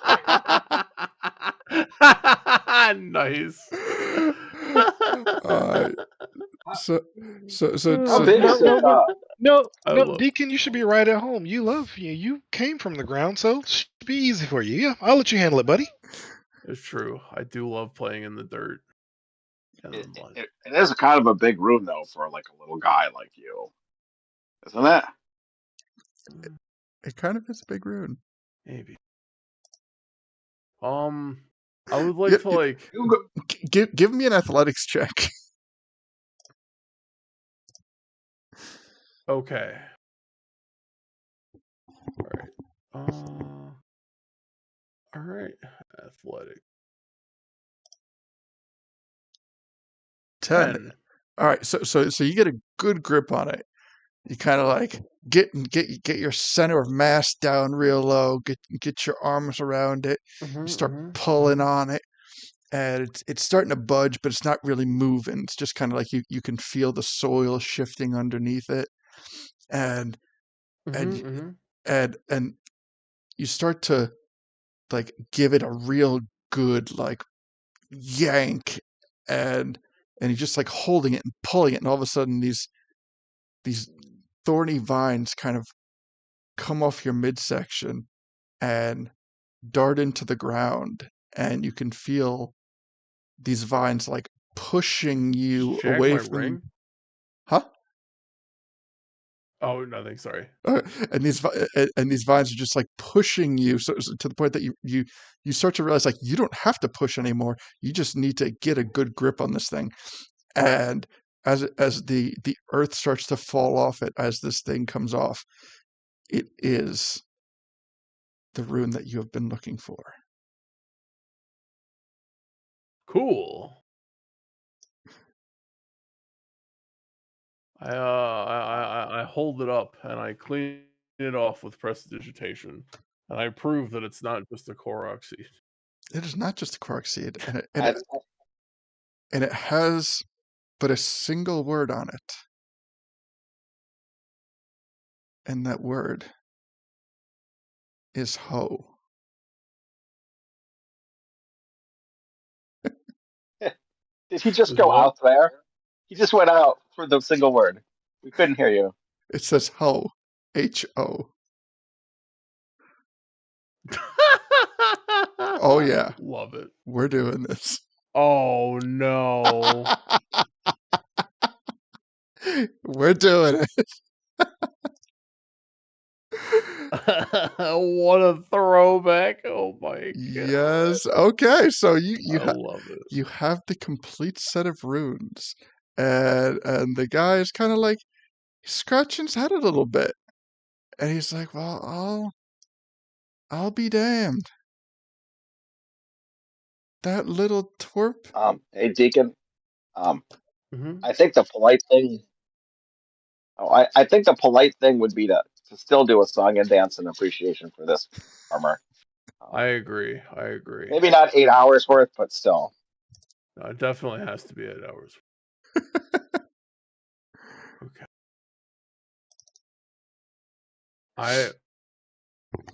So I'm gonna be honest with you.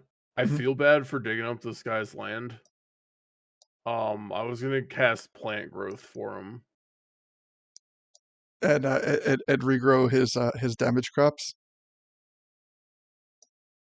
Well, I was gonna say the 8-hour version that doubles his crop yield for the next year. Oh, fucking A. Now is he Like, aware of this effect? Hmm.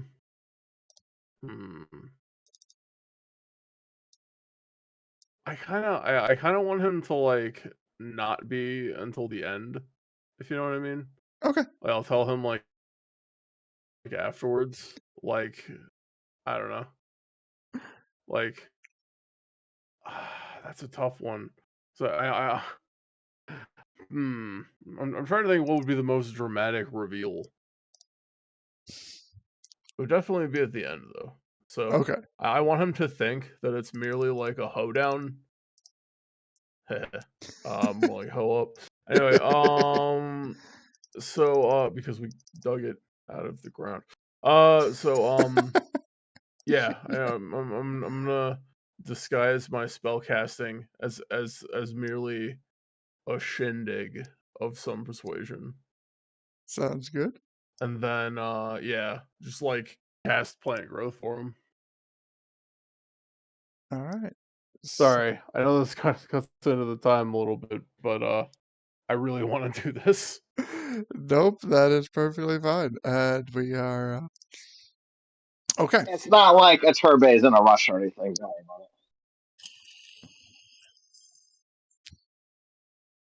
it. Well, I mean, fair point. okay. So actually, you know what? Let me give a let me take a moment to give a description of a turbay because I have neglected to do that thus far. Oh, true. So a turbay does look like he's a bit tired.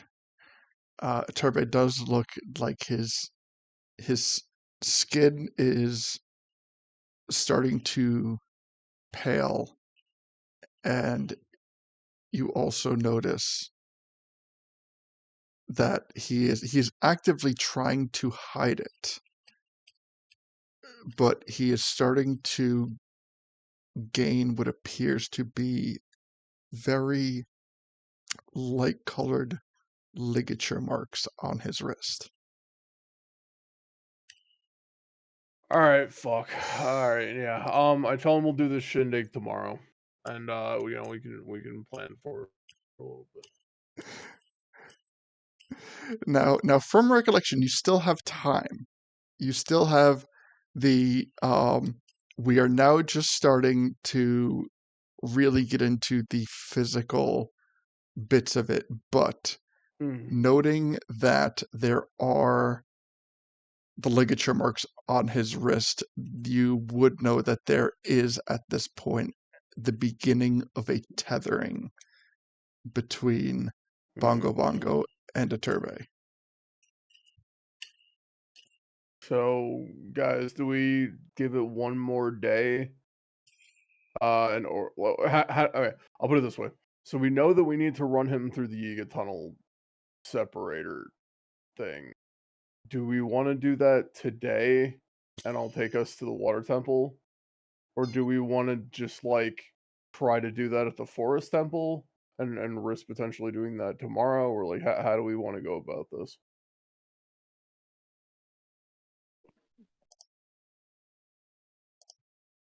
Usually the sooner the better. Yeah, I agree. Okay. Then yeah, I tell him that I'm gonna hand him 25 rupees and I will tell him we will do the shindig at a later date. I'm sorry for disappointing. Oh, And then like without hesitating, like I'm gonna like put the rupees in his hand, and like I'm still holding the rune in my other hand, and I'm just gonna teleport us to like the water temple, like.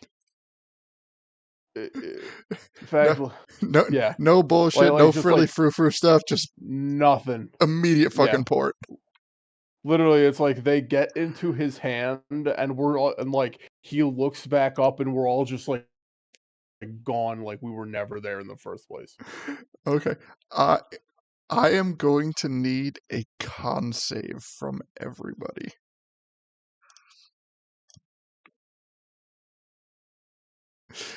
Because under normal circumstances, we are prepared for teleportation, so we are able to ready our bodies for things like this. But when done in such an abrupt way, okay, Deacon and Gully are okay. I love it. Hey, I'm using a brand new die. Lito is okay. Holiday gift to myself. All right, Oh, nice. congratulations. I got a nat 20 for a 26. Holy shit! All Nice. right. So you all like find yourself First roll on the side. can't beat a nat 20 on a first roll. Congratulations. First roll of the die or first roll of the day or both? Yeah, that's true too. That's awesome. Yeah. All right. Let me see. Let me get the water temple ported over.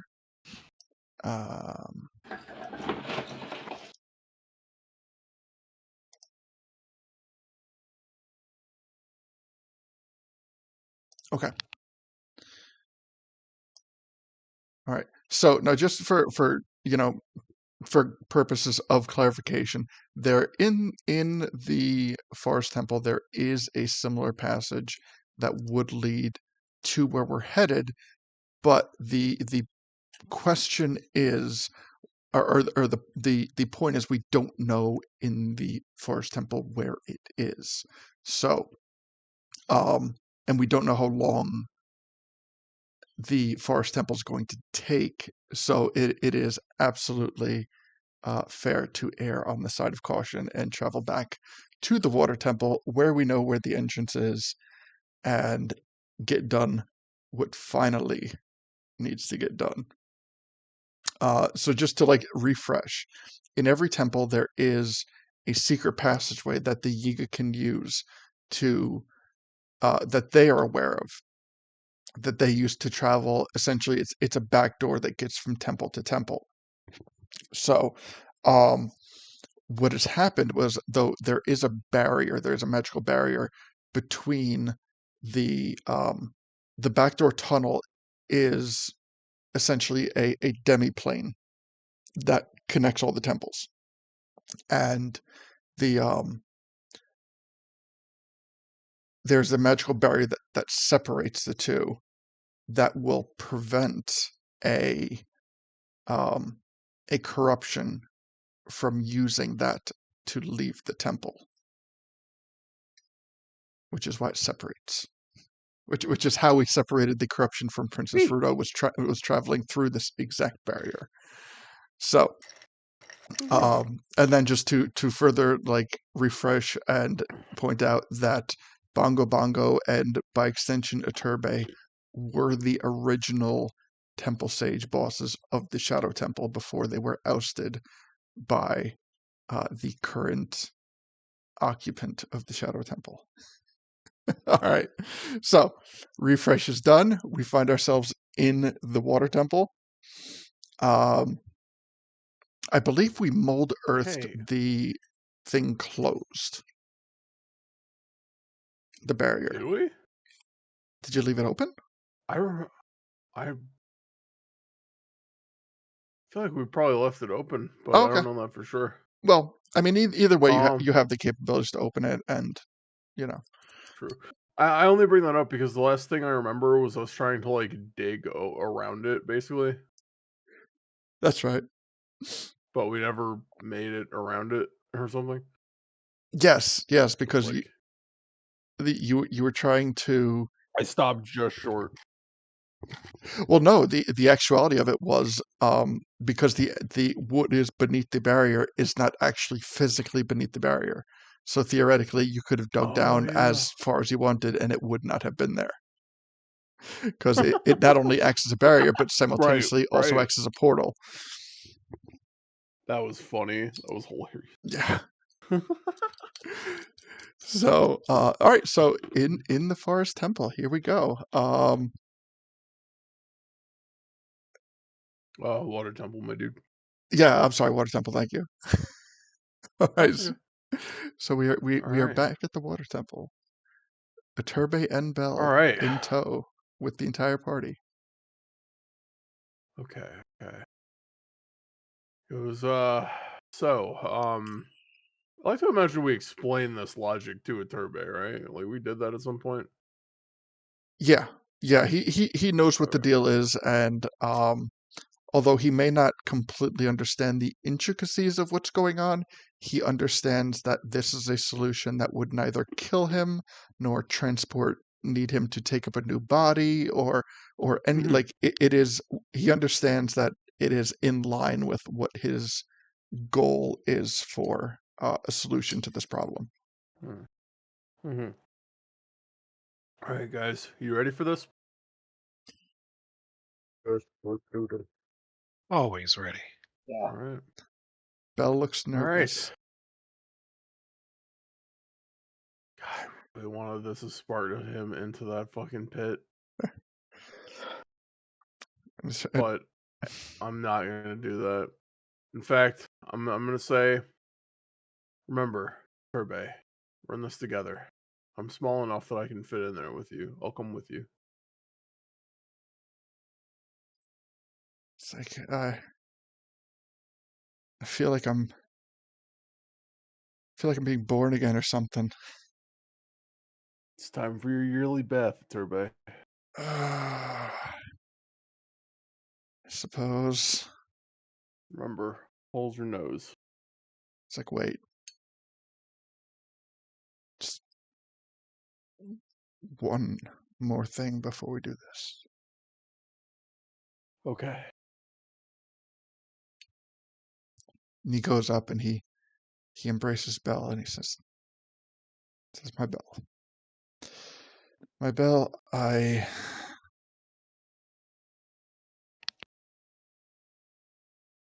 we have been through a lot. We have been through wars, a war. We have been through time. We have been through death and possession.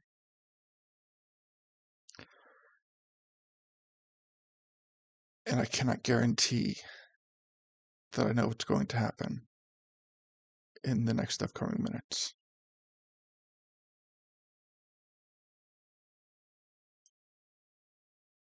But I do know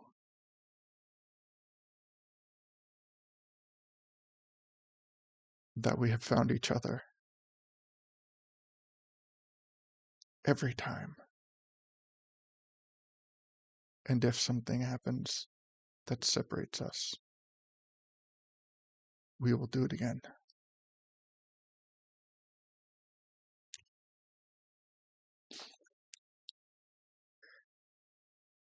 Oh, it's really sweet. I love that. I love them. And then they hug, and then they kiss, and I'm with gonna pull out some popcorn and start watching. and then with a final moment of taking in the potential severity of the situation, Aturbe lets out one final deep sigh and says,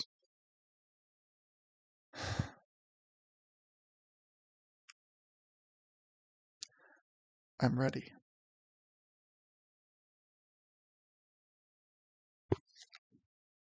And he goes with Deacon and he goes over to the portal. He looks down and he sees this dark, bottomless abyss.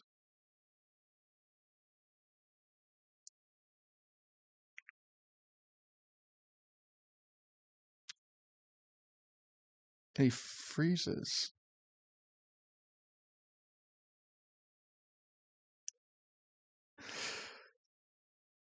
Deacon, give me an insight check. Okay.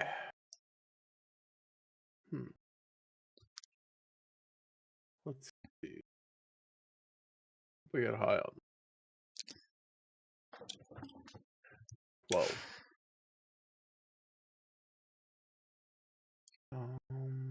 12. All right. 12, I will tell just you. have a munch. All right. And quite possibly even have a crunch. We're at 13. Okay, I'm definitely having the crunch. Okay, that's good. All right, we're at 17. Yeah. So you. I don't want to cheese it too much. I All right. think that'll do. Okay, so Deacon standing next to Iturbe. You notice a sudden drop in the temperature in the room. You're holding his hand, right? Mm-hmm. His hand too goes cold.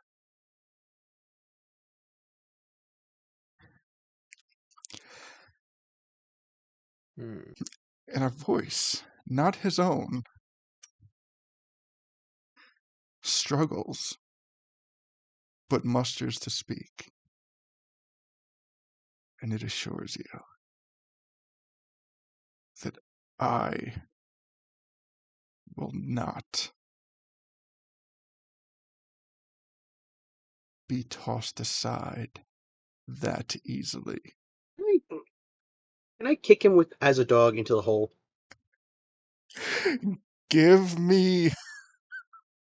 You know what? Okay. I'll consider that athletics. I would like to Okay. offer him assistance by taking his hand and just like, I'm literally just never letting go of his hand. I'm just gonna I'm gonna do a sick, nasty jump and just like jump into the pit in front of him, like while never letting go of his hand to give Leto advantage. Technically speaking, I'm sure Turbe is strong enough to hold 40 pounds, but while he's being kicked, it might be another story. All right, let's see that advantage, Lito. Oh. Oh my God. Can I give him an inspiration too? I guess it's a little late for that. You know what? Yes. You know what? You know what? We still have three more people present. We still have. We have Stuffin, True. Gully, and we have Bell. True. So let's hold off on the inspiration for now. Okay. So Stuffin, you hear this voice coming from a Turbe that does not sound like a Turbe, saying that he will not go down without a fight. What would you like to do?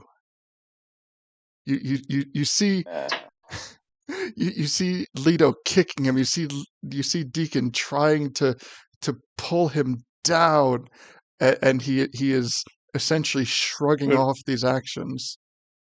with those rolls, it's more like you see Leto humping his leg, and you see Deku limply hanging off of him over the pit. Like you just hear Deku going, nah, like sound effect, like trying to pull him and just no sell. I don't remember exactly what you said, but it sounded a lot like Rick Astley. Never gonna give you up. I'm never gonna let you down. Is that how you're gonna go? Never gonna say goodbye. Never gonna tell you bye. You're gonna go with intimidation through insulting?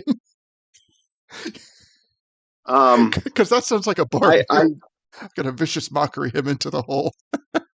British mockery.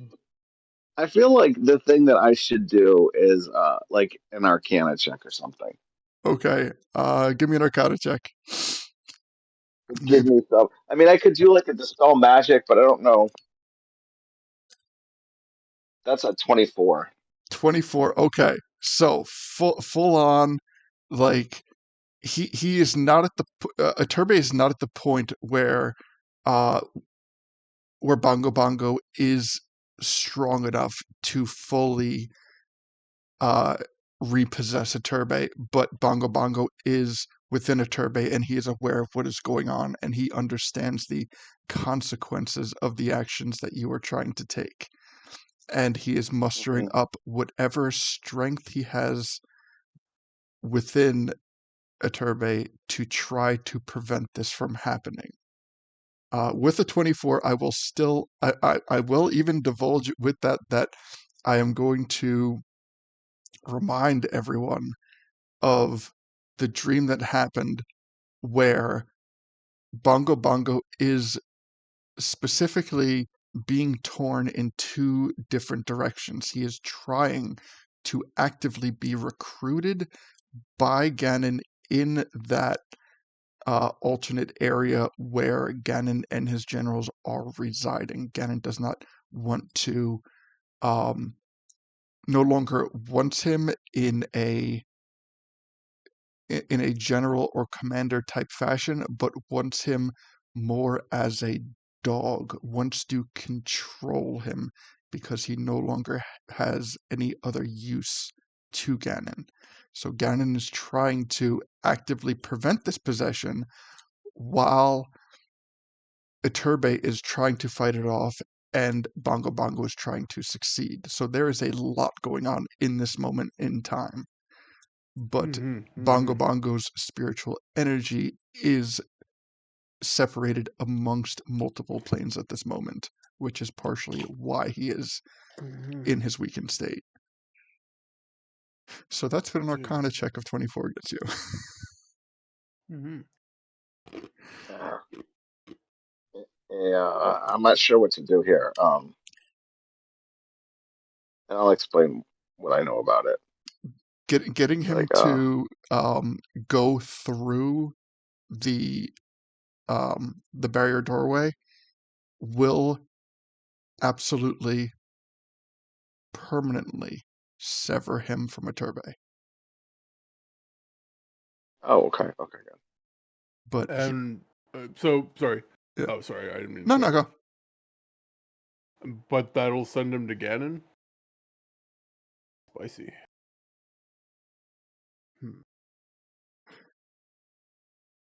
I mean, it's He not too late to kill a turbine. he is he is tethered. Bring him back. Hey, Um, but there is a at this point, being that he is more strongly tethered to Ganon than Iturbe at this moment, there is a fairly high probability that he could be taken back to Ganon upon separation. Which I if it plays out, I will do the roll. Right now, at this like point in days, I would say he is about 25% Iturbe and 75% Ganon. Ooh, okay. Oh, huh. Well, to be honest, if you can already kind of stop a turbo in his tracks, we might have to take that risk. What do you guys think, though?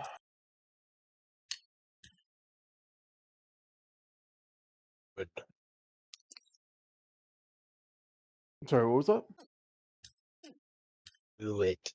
Yeah, I think we got to take the risk, force him down that hole.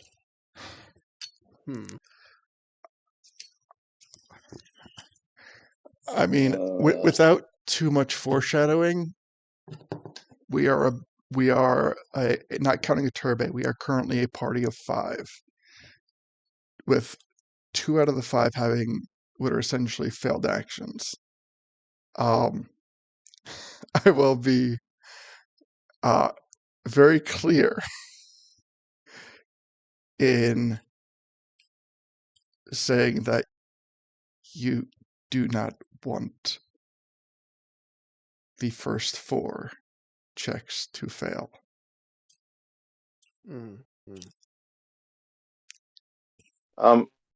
Did Stuffin use up his action, or did he still get a chance to go? Stuffin And, still has his action. Oh, sorry. Do you mind so if if you want me to push him through, I can push him through.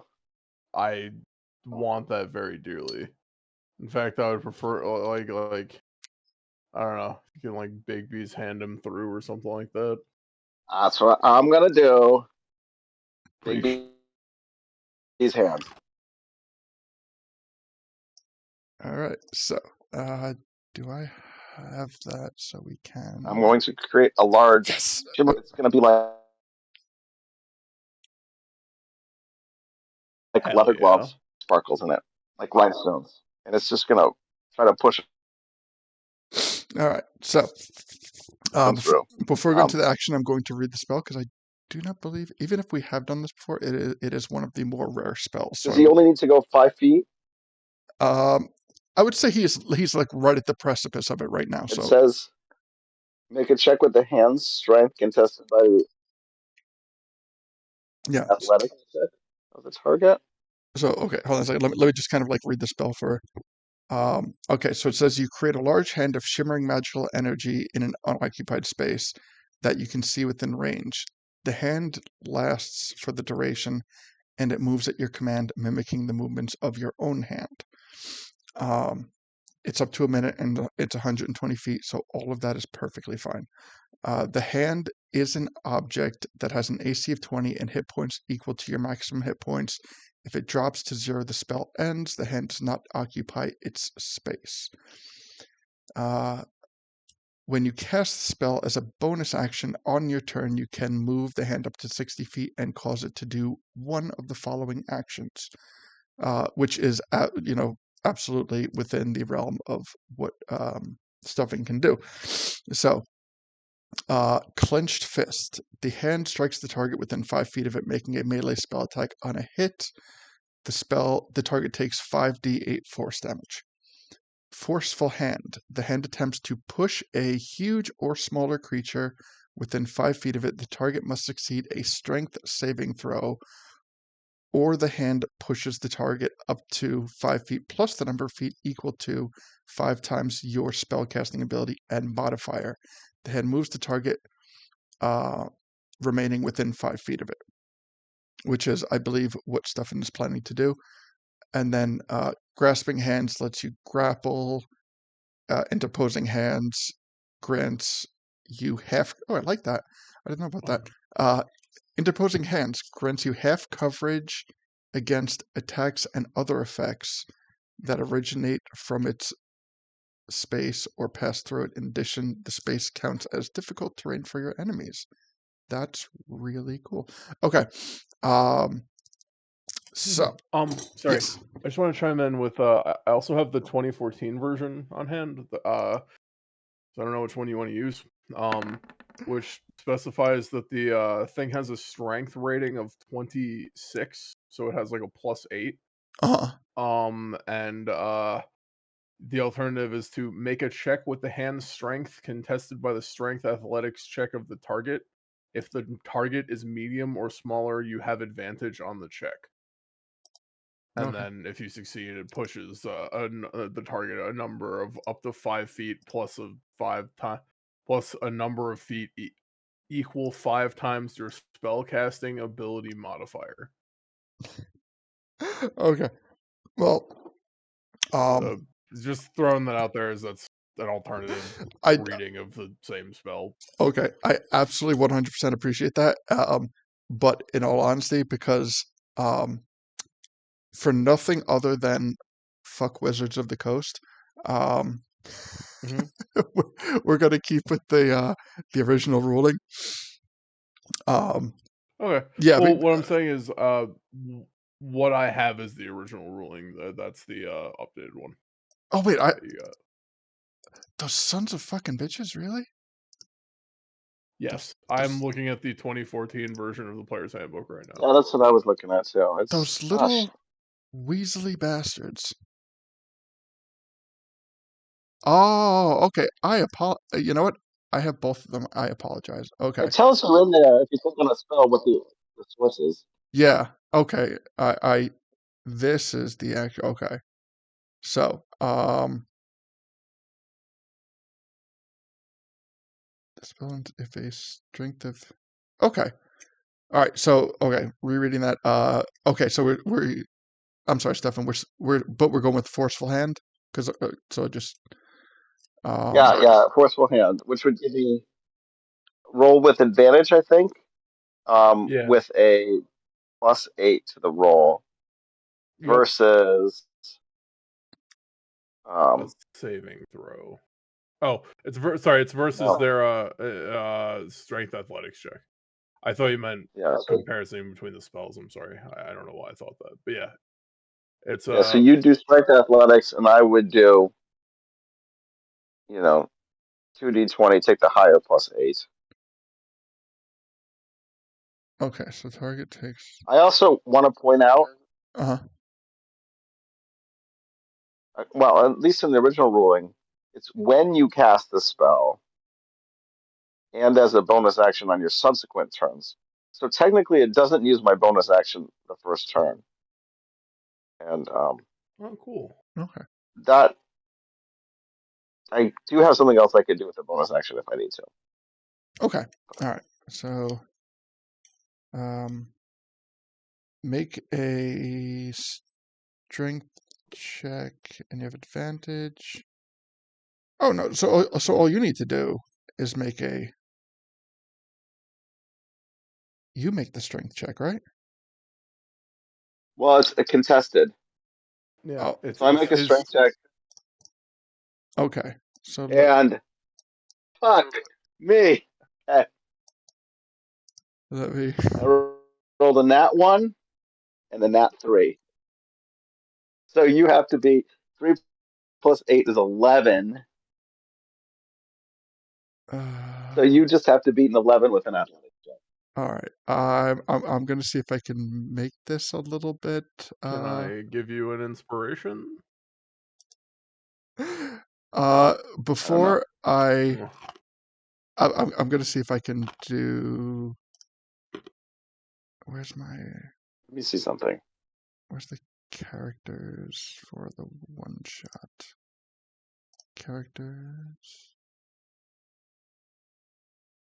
Actually, do you know what? Mhm. I'm going to use my chronal shift as a reaction. Oh, well. As a reaction, after you or a creature I can see makes an attack roll, an ability check, or a saving throw, I can force a reroll. Okay. So are you forcing a reroll for? Should I use this on myself, or should I save it I would probably use that on yourself on if you myself? could, because I mean, Yeah. I think he's like a decent character, but I don't think if you could get like a 18 or something, you probably got a shoe in, especially because I have silvery barbs. So I'm going to reroll that 3. We're going to see. We're going to use a lot of resources on this, but it's going to happen. thank you. I got a 3 again. I'm gonna kill myself. Okay. I feel like Gully's over here just like You got to cracking beat his an 11. knuckles and cracking his neck, limbering himself up while you guys just like sit there and roll your 3s and 4s. I got. Yeah, Gully's I'm probably just emptying gonna bull here rush him in. wildly.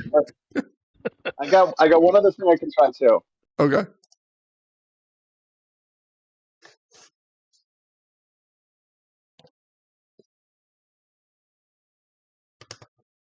All right, what do you got?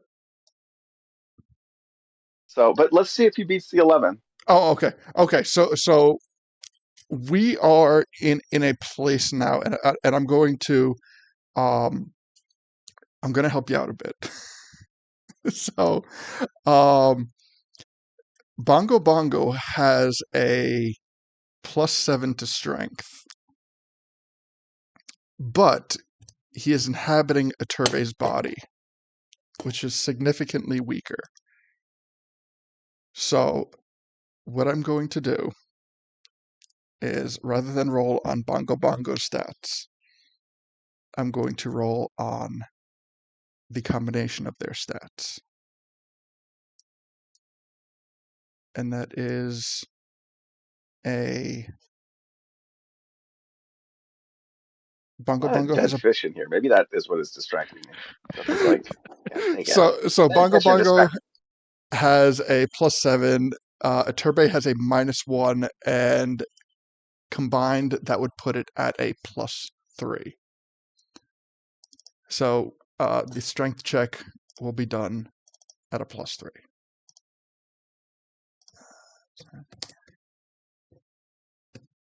Arigato To gozaimasu. be fair, I don't deserve to get this. Let's just be clear. Well, with Silvery barbs. Silvery Farms, all right, reroll.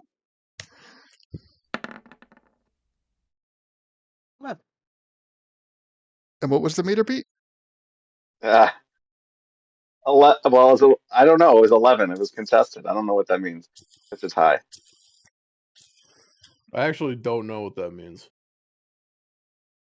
Was it contested against? 11. No. We both got 11s, is what it was. Hmm. Who is he actually rolling against? It's either of you and they both got 11s, then The spell was initiated by Stuffin, and the spell is attempted to be resisted by Bongo Bongo. So since so then Bongo stuff. And what Bongo... is your DC? What's that? And wouldn't it be Stuffin's DC versus against the 11? It's contested strength, so he has like a +8 modifier. Okay. It's literally like a Player's grapple handbook. check. Yeah. Okay. This is old player's handbook, but whatever. If the contested results in a tie, the situation remains the same as it was before the contest. Okay. All right. So no movement. So we All still have Bongo Bongo getting pushed by a giant magical hand, getting kicked by a dog, getting hung on to by a deacon. I'm sorry my turn's taking so long, but I still have my bonus action. All right. And And Gully, with I'm my giving you the advantage from Silvery Barbs. There we go. and with the bonus action, this isn't gonna. I don't think that's gonna help me. But with the bonus action, I am going to use my telekinetic ability. He just stares at him. There's like moment of silence when everything seems to go still, and he's just with his mind reaching out and pushing him, intense eyes straight towards this barrier here. So bonus action telekinetic shove. I can shove a creature within 30 feet of me. He needs to make a strength saving throw, DC 18. All right. So no. So he is shoved? That's a 10. He is Fails. shoved. All right. So She shoved 5 feet backwards. It only took Nice. 6 die rolls to make that happen. so he is starting to fall down like a giant tree, just appears to be happening in slow motion. As he's beginning to fall, Gully, is there anything you would like to do to get your final licks in on Bongo Bongo? You're going to lick him? I mean, Any preference on what you guys would like me to do? You want me to pick him up and throw him, grab him? ooh, what Throw him and if suplex him. I was also going to say suplex. what I, Okay. ooh, wait. What if I make I a want to karate suggestion? kick it. I want to throw my 2 cents in on this. What if you grab him by like the scruff, say something dramatic, and then just let go and let him fall? Say something dramatic. Okay, what does the magic 8-ball say? We're gonna go with that. Haven't used the 8-ball in a while. I think you should let him grab onto your belt, The belt can and work. then you're like, "Uh-oh," and you just cut your belt off, and it slides off, and he falls backwards, and then your pants fall down. You pull him really close and you simply say, something dramatic. Oh gosh. Okay. The dumbest thing ever the 8-ball said. Yeah, he's gonna go with the oh man. Do I wanna grab the scruff and toss him or suplex him in?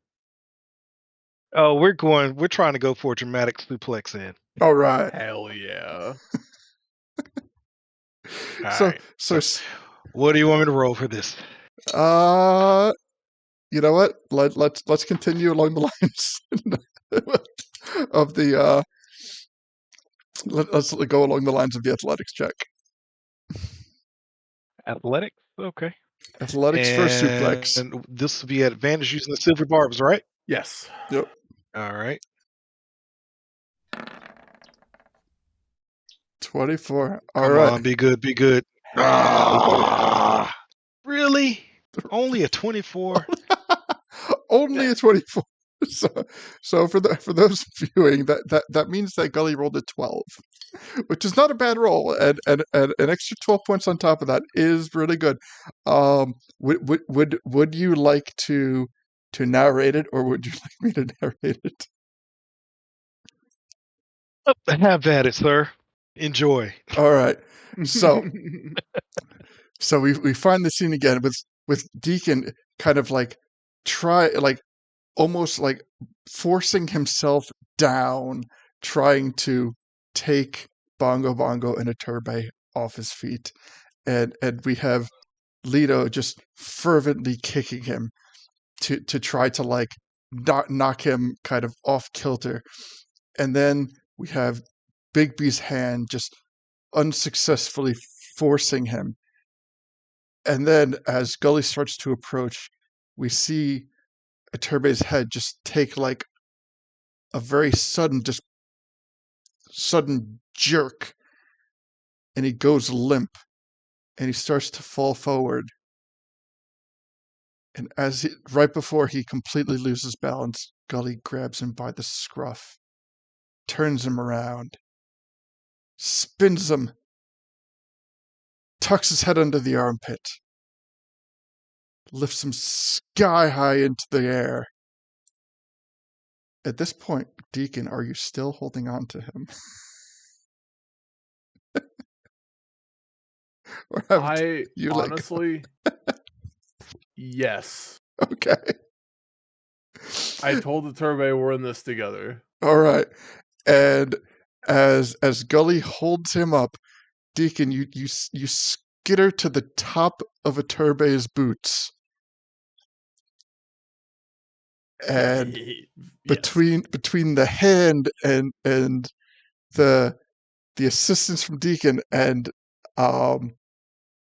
Leto, are you doing anything to assist this as well?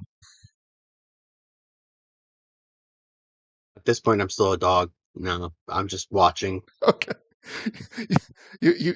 So you walk over and you kind of like sit and just kind of try to comfort Belle through what is about to happen. And Gully, you fall back, and as sweet opera music plays,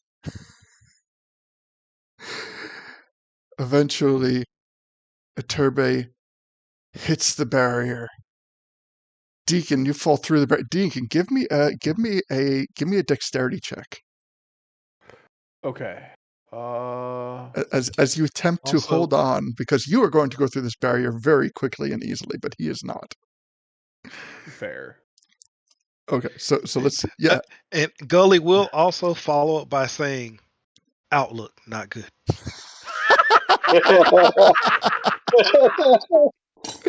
So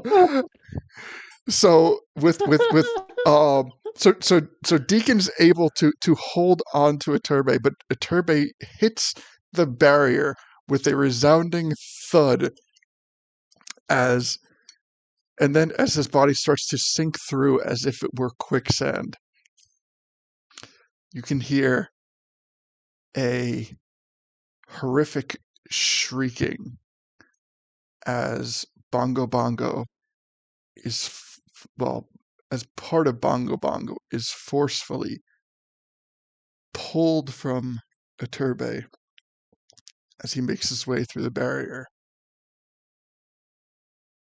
And then a small, and not, I have to use proper terminology in this situation, a medium-sized Bongo Bongo stands across from Gully on the other side of the barrier. And right as he's about to act, red tendrils, come up from the ground and start wrapping themselves around around Bongo Bongo and pull him into absolute nothingness. And with as silence for the first time in what feels like an eternity, we can hear nothing but the falling of the water, of the walls of the water temple. And Gully just looks at the spot where Bongo Bongo used to be, and he says, what's he say? Outlook not so good. Outlook not good. There we go. Oh wait, so let me do as I promised the roll. So I'm going to roll a D100 and a 1 to 25. You know what? Let's give him the high roll. A 1 to 75 will be the capturing and subjugation of Bongo Bongo on behalf of Ganon, and a 76 to 100 will be his absolute, irreversible destruction. And this is not a I'm very excited. This is not a roll that is available for cookies. What's that? I said, and this is not a roll that is available for cookies. Understood. All right, here we go.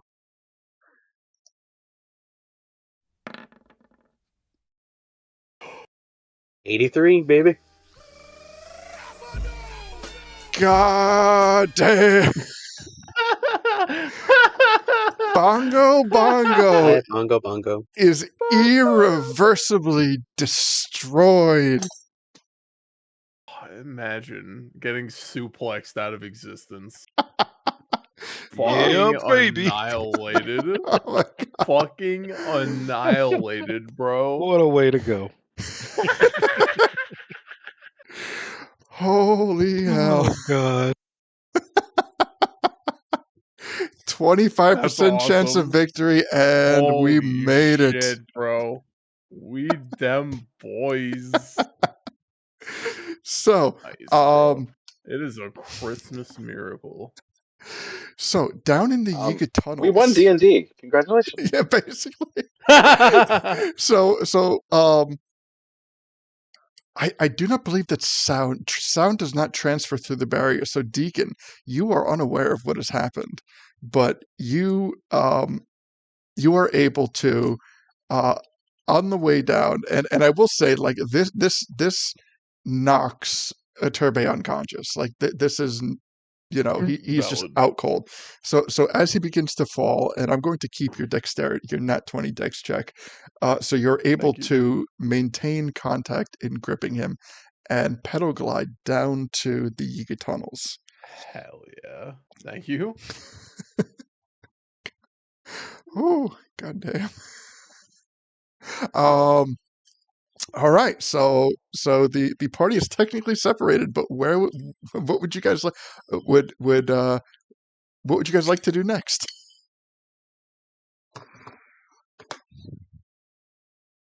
Hmm.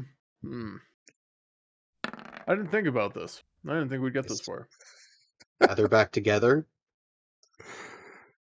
So the physical layout right now is Gully, Stuffin, Leto, and Bell are up in the water temple, and Aturbe and Deacon are down below. But Aturbe at the moment is unconscious.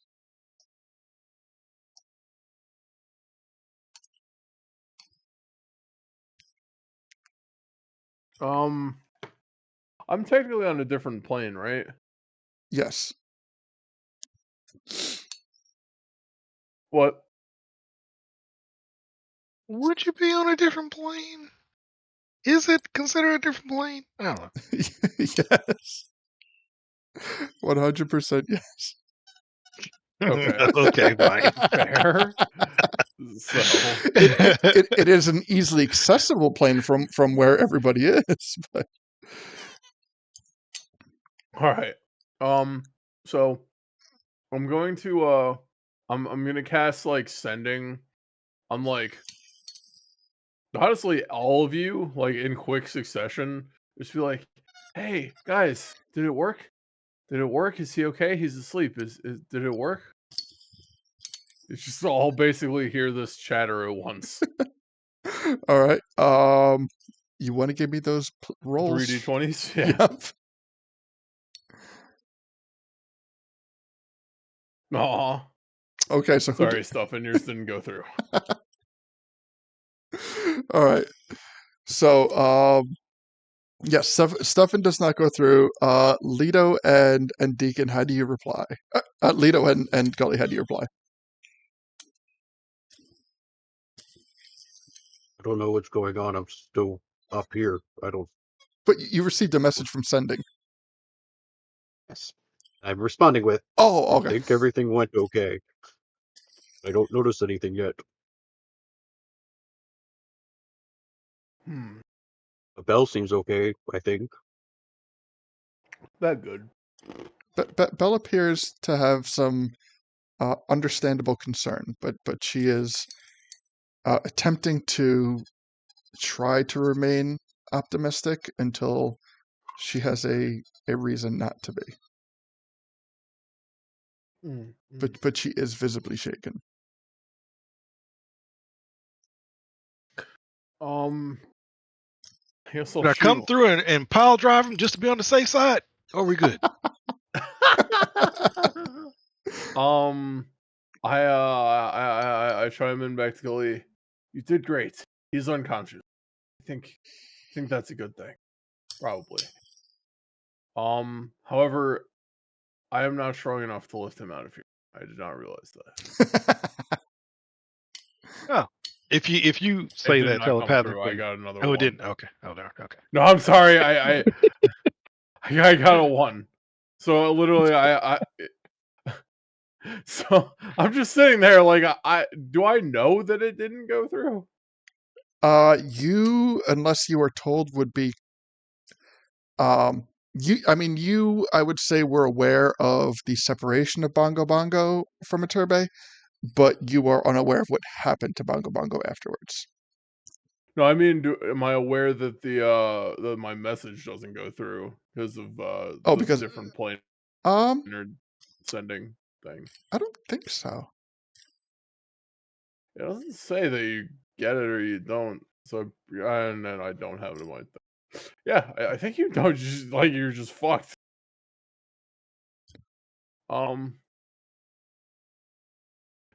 That's actually funnier.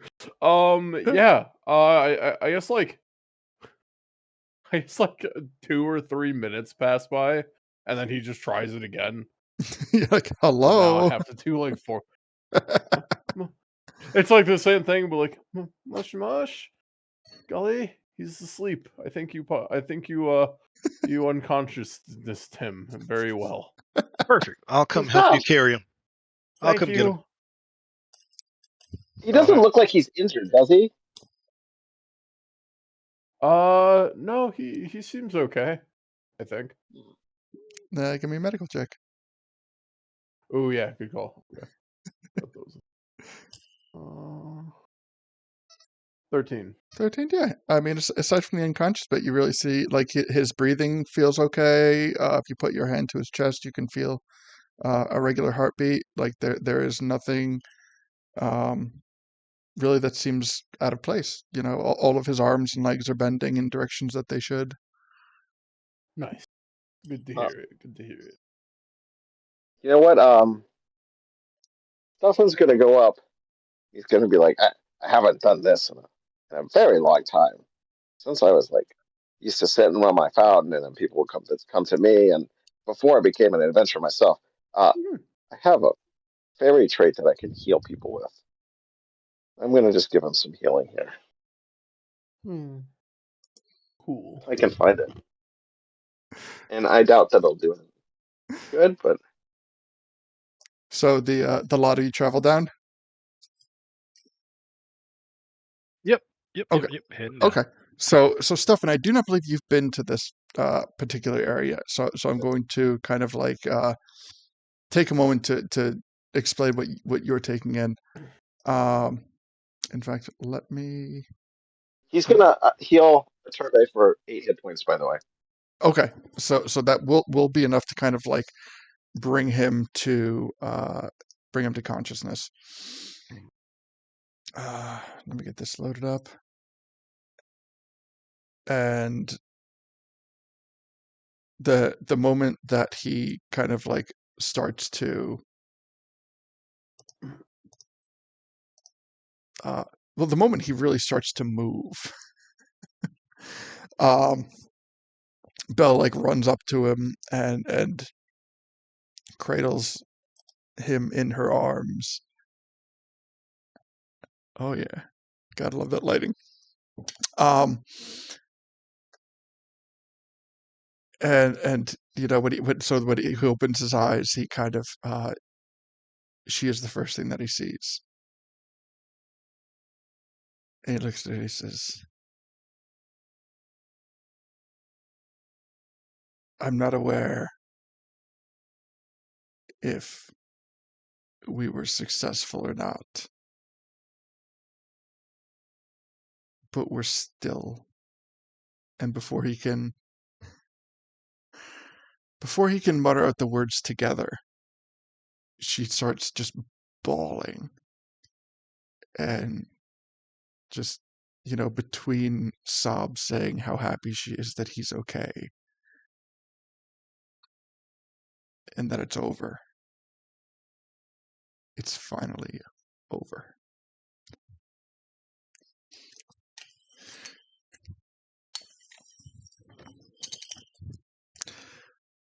So, Stefan, along with everybody, you find yourself in a very small room with 4 exits, and around it you can hear a uh, a lot of things. You can hear the flowing of water, the running of lava. You can hear gusts of wind passing through hallways. Um, from a stimulation standpoint, it is a very overwhelming thing at first, but eventually, if you ask, well, let's see, who's going to explain where you guys are? uh, I'm feeling very stimulated right now. Could someone explain where we are? Okay, Oh. so the simplest way to put it is these are tunnels that were created by the Yiga to sneak into any of the temples.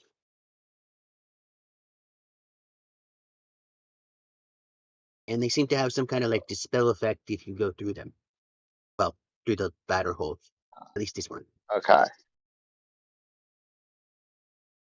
that intrigues me. Yes, it does. Wait, can we get into the temple that was? Well, we got the room now. No, we don't. Okay, never mind. It'll be like shortcuts. But they might shortcuts. We've never really tried to go into any other temples, and I think we can find one for the fire temple. Uh, well, lead the way.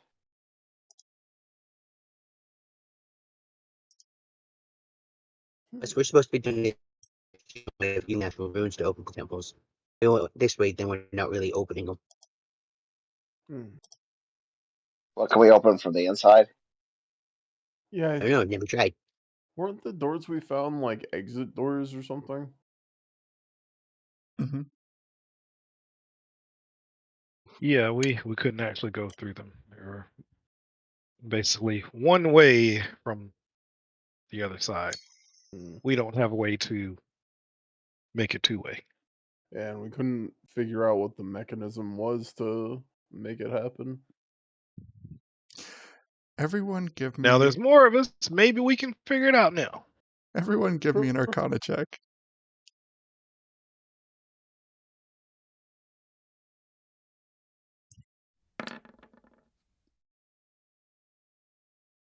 Uh, 26. 26 is very good. 22. 22. Okay, so we have multiple plus 20s, and so with that we will explain the concept that the exits that you found are absolutely exits and cannot be made to go the other way. But you are standing in the entrance.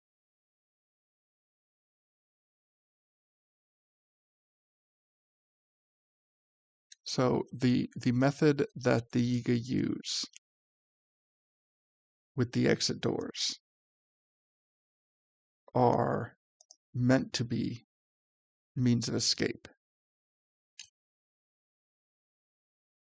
But Huh. the center mass that you find yourself in is the entryway.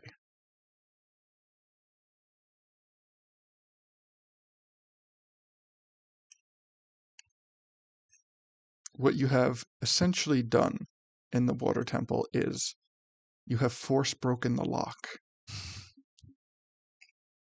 by finding it and everything that you have done. You have essentially made it a two-way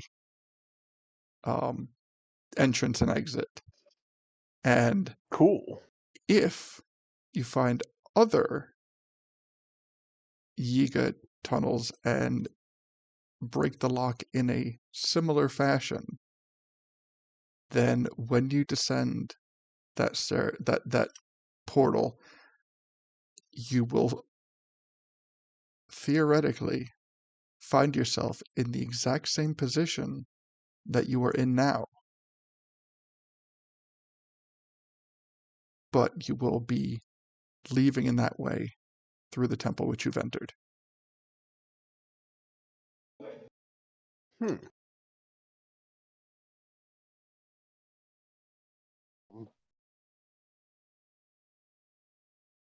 So, sorry.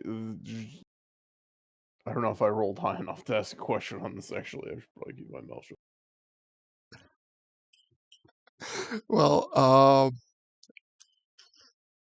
you can ask the question on someone else's behalf because we do have two significantly acceptable rolls. That's fair. Thank you. Yeah, I think there's So, something that I'm not totally following also, so go ahead. so what are the doors for then? The doors on the outside, Yeah, like in the corners. that's the proper usage.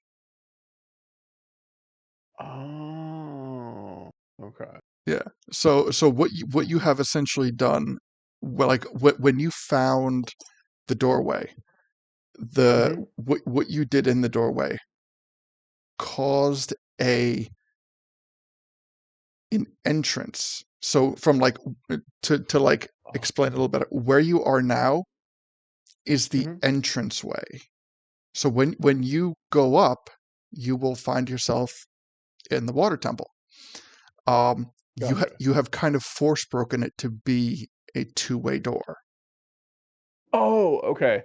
So essentially, the other 4 doors are ways out that would have led into an area, into this area, which you go from this area into the water temple, and then because I destroyed the floor in this room, now we fall back into the area that would supposedly just be leading to where we already were.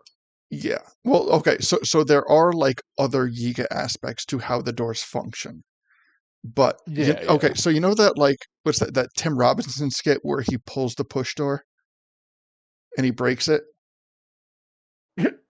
I'm not familiar, but I get the gist of it. Okay. That is essentially like what you guys have done. Nice. Yeah. So hold on. I'm gonna post it in Cataclysm chat so you guys can check it like later. But Thank you.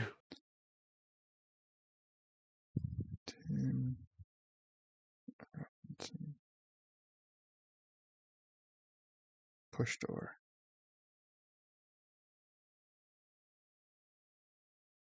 Yeah. Share to and throw it on Discord.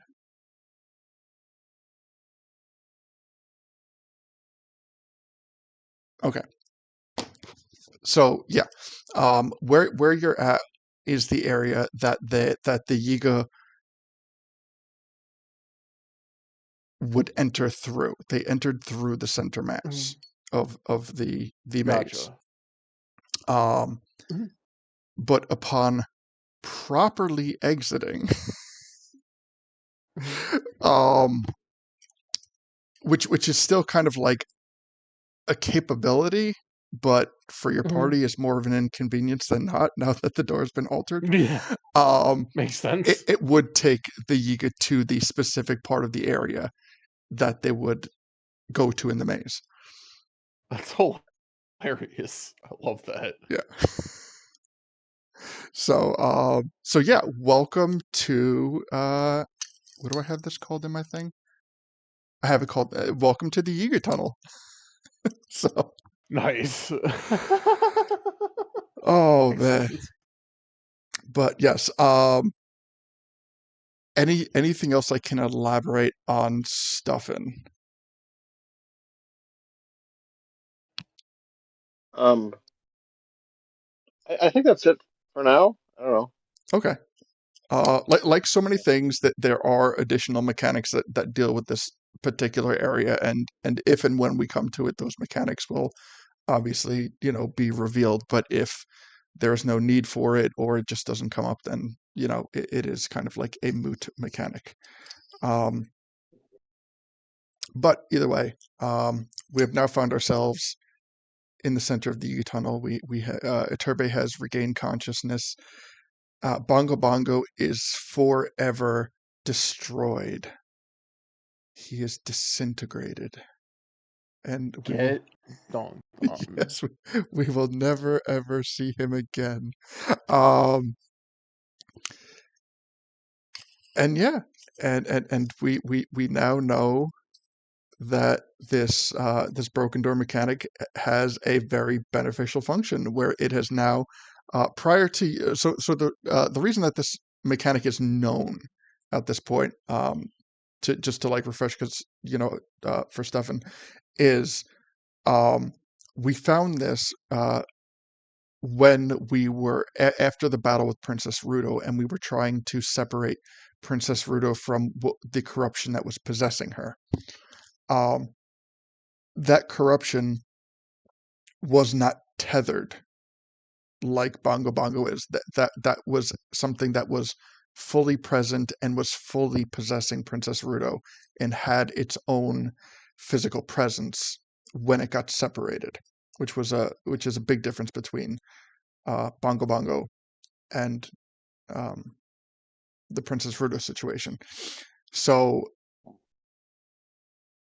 the party was able to it was kind of like a Hail Mary moment where they weren't sure if this was going to work, but it was worth a shot.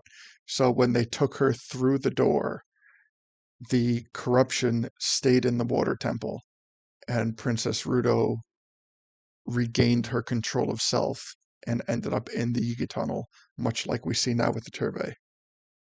Mhm. Hell yeah. All right. So, what is next? I didn't think we'd get this far. Well, it's your baby Bill. You kind of need to decide what you're going to do with your lives now that you have the full range of it. Still think we should do a temple. Oh But yeah, true. We should probably we could we have the runes, so we should probably get on. Sorry, I didn't mean to cut you off. You're fine. Um, yeah, with the runes, we could totally go like get that done. Or at least start it. Hmm. It becomes basically, Turby Bell, where do you want to go next? Because you now have a lot of options. You don't have to follow us, but we can at least get you out of here. Hmm. You know, I think that both of us have been stuck in our own respective ways for so long that I think a little bit of traveling would be nice. And the traveling that we have done with you has absolutely solidified that. So, Nice. um, one thing that I would like to say is thank you. You have given us something that we had never fully lost hope that we would ever regain. But there were times when that hope dwindled. Mhm. And, you know, I don't feel that I can properly express the depths of our gratitude. But I want you to know that you have an ally and you can always call on me. You'll know how to reach me. Okay? And with Um. the Oh. Oh, sorry. and with the dark times coming, I'm happy that I can be here and be of assistance to you all.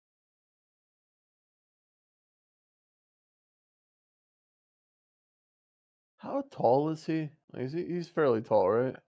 Uh, Or is he a short boy? for Deacon. Uh, Turbe is, um, I mean, since we're not sitting there and measuring people, I will say that he is tall, but he is shorter than Gully and Lido. He would probably be around like the upper 5 foot area, like somewhere roughly between like 5'8" to 5'10". I'm glad he's not taller than Gully or especially Leto. Yeah. So yeah, I still I will hug his leg and tell him that he should also remember he will always have a friend. And he kind of like as you're hugging his leg, he kind of ruffles the leaves on top of your head, and then he walks over to Gully, sticks his hand out for a firm handshake.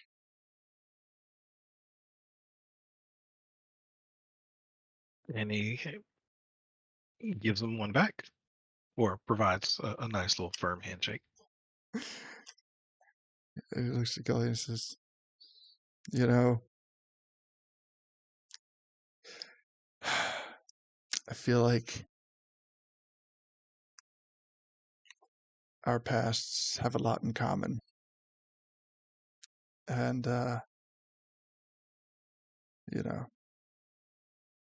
I think that one day we'll get to that. But you know, and I know, that a warrior can never truly rest. So I know I will see you again.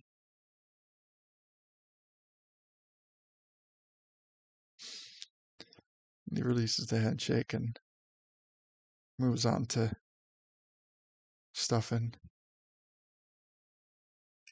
Says, stuffing. He puts his hand out for another handshake. Goes, Yeah. Hey, nice to shake your hands. Did you want to air some grievances with me before you leave? no, that the day for that has passed, and even if it hadn't, I don't believe I'd have any. Everyone here has immediately accepted me as part of the whole, and I will be forever grateful for that. But your outlook on a lot of things is well, it really helps keep morale up, and you know, I know how important that can be. So, you know, before I venture off, I just want to say that I recognize your worth, and I appreciate your presence and everything that you've done. Thank you, sir. And you are a good person and a fine being, and um, you're a wonderful couple too. And I'm really glad that we didn't have to kill you. I know we had to slap you around a little bit. My apologies, but it was all for the greater good. Absolutely, the ends justify the means, and this is I couldn't imagine a better ending to this particular chapter of my life. So are we gonna have a wedding or something now? Oh, no, no weddings. Maybe someday, but I think maybe at a point when me and Belle are a bit more ready to settle down. But you're welcome Okay, to well, join. if you want one, just let us know. We'll plan the party and everything. Have it like a Well, island, yacht, says if do a anybody, lot of singing. uh, Deacon will dance and sing for 8 hours straight. True, I will. says I have your abilities to party have truly proven to be the stuff of legend, and I look forward to celebrating with you again soon. Yeah, come on, come on. Big hug, big hug. Everyone, come on in. Big hug, group hug. Yay! Big Leto, hug. are you still a dog, Leto? No, I would. Well, I could be. I probably could have taken the damage from falling through, the hole. I'd be Leto at this point in time. Okay. So you know what? Which would you prefer to be? Which, I'll be Zora Leto at the moment. okay. So as everyone comes in,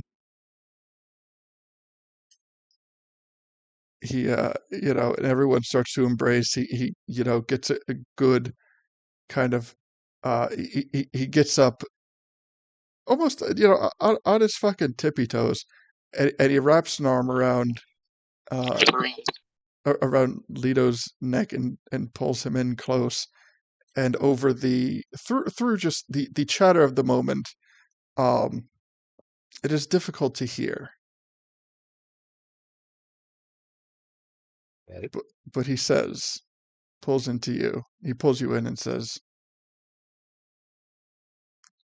royalty is not about blood. It is about those who will follow you willfully.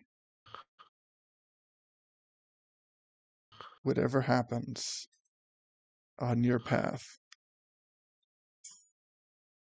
be sure to do it with grace and compassion rather than force.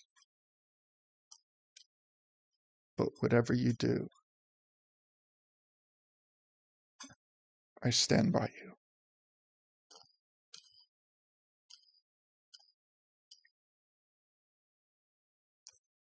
I appreciate it.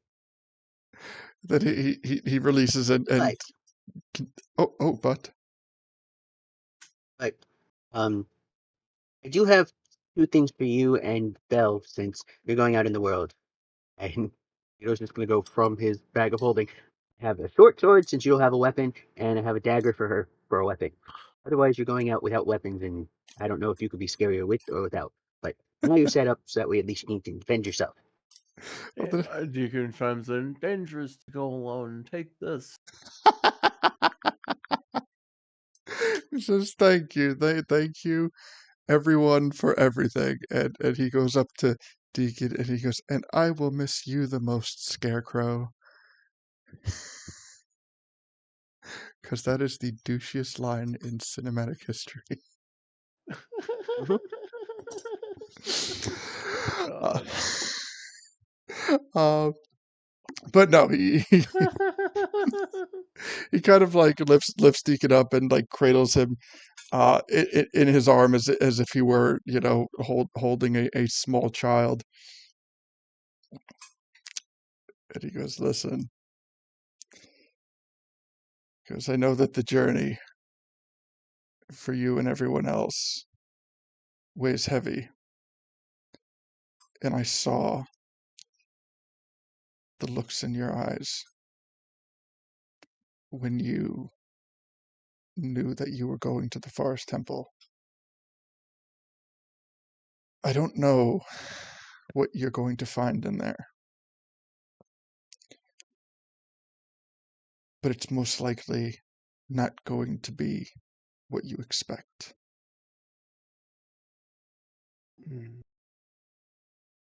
So be brave and be strong. And whatever happens, I know that you have all done your best. Deacon smiles and he nods. He says, Kakariko will always. Or, sorry, that cut out. So Kakariko will always get my best. That's what I like to hear. He kind of puts you down. Says, well, I've now said my goodbyes to each and every one of you, and I have no idea how to get the hell out of here.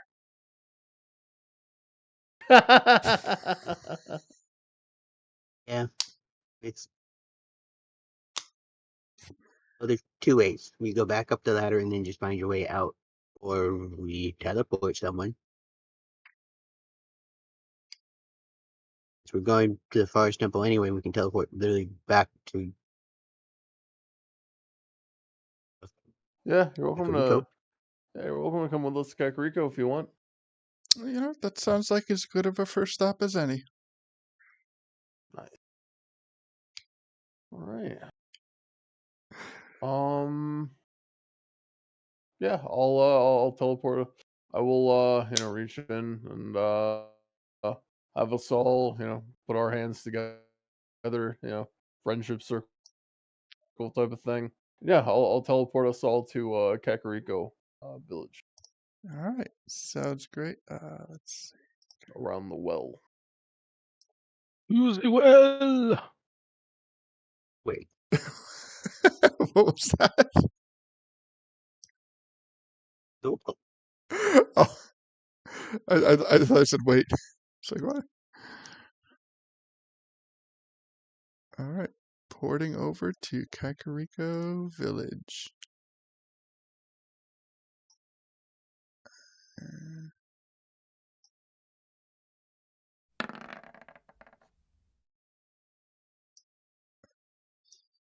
zoom to fit. All right. Then over to the well, over to the well, and as you before you congregate by as you congregate by the well, let me fix that. Bell and Iturbe make their way out of Kakriko Village. I go, wait. Uh-huh. Oh, I didn't get a hug. I'll run over to her, squat down, give her a hug, and then take her hands, and in her hands I'm going to put 100 rupees, so that way they actually have money to spend. She goes, "Oh, thank you, Leto, and thank you No problem.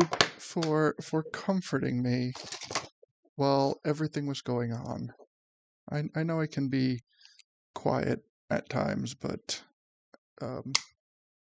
I appreciate the notice and compassion that you extended to me during that ordeal." Wait, I also have one last question for you. Of Do you course. feel different now that you went through it too?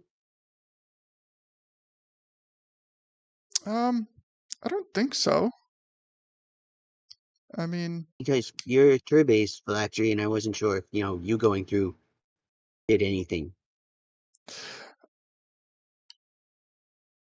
I don't feel different, but if it's all the same, it's not something that I'd prefer to test.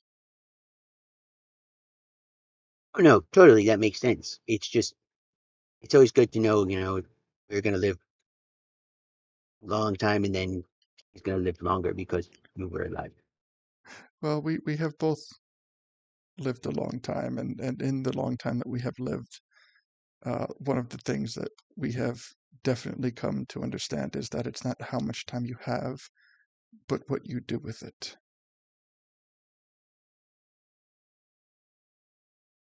But I can tell you when someone, dies and you're left behind, it kind of sucks. Even if they're trying to protect you. Well, let Well, enough us. about that. Go see the world. Stay away from Zora's domain. They suck there. Well, Yeah. they. I I will take that advice. I will avoid Zora's domain because they suck there. And she kind of Yes. gives like a laugh and kind of starts to walk away, and they exit out of Kakriko Village. Nice. Actually, hey Lito, completely forgot Yes. about that thing we talked about. Which thing? I have lots of things that we talk about. Fair. About about the king, as it were. Yeah. I got some advice. Okay. I'm working on what to do next. And Let's go to Stumpin' Temple. and Fair. did you also not realize that you sent them to go wander in the Lost Woods? I'll be fine. I'm sure they will be. I'm sure they will be, We but have weapons now. yes, yes, they're they're well equipped to deal with anything that happens in there. But I don't think that they know what they walked into. Everywhere that you've gone with them, Wait. you've teleported. Okay. Okay. Fuck. Do you want me to take a look at what Yeah. all right, I'm gonna go take a quick look at what is No, actually. I'm running after them because I'm not saying this is right or wrong. I'm just saying the last thing that Deacon remembers before his moment of cataclysm, literally the last thing was, oh yeah, there's a silver Lionel in there. Uh, okay, I'm looking at what is actually in the Lost Woods right now, and I will say, um, that on the current map there is nothing of actual significant danger. There is nothing in the Lost Woods right now that a Turbe cannot handle. Okay.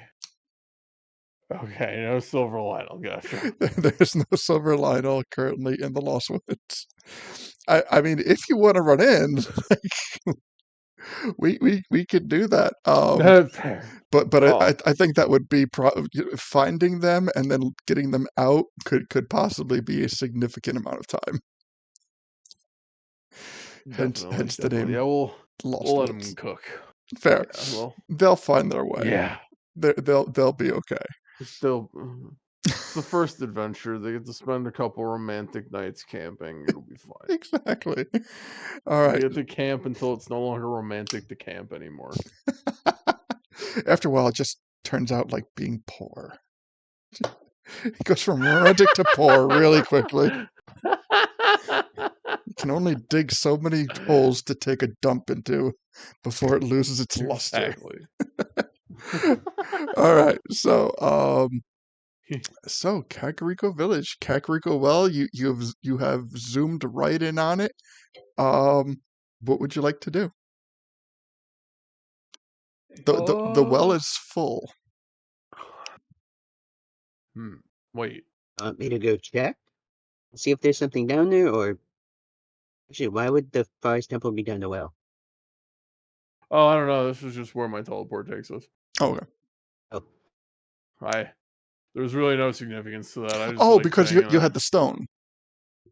Okay, yeah. Yeah. All right. Okay.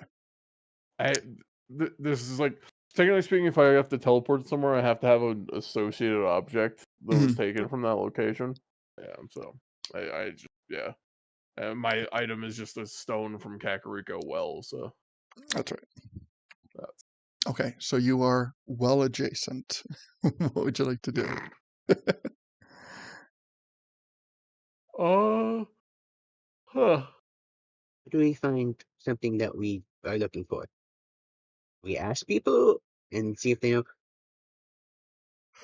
or do we just go in a random direction and see what happens? I like both. Maybe we could ask random people and see what happens. Okay. Yeah. I will ask the first person that's passing by if they happen to know where the forest temple is. All right. Okay, just give me a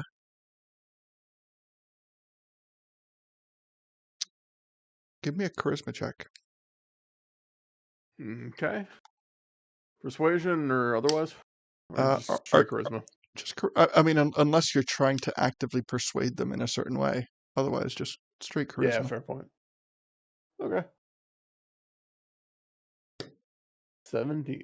17. All right. So the first person that you run across is a Kokiri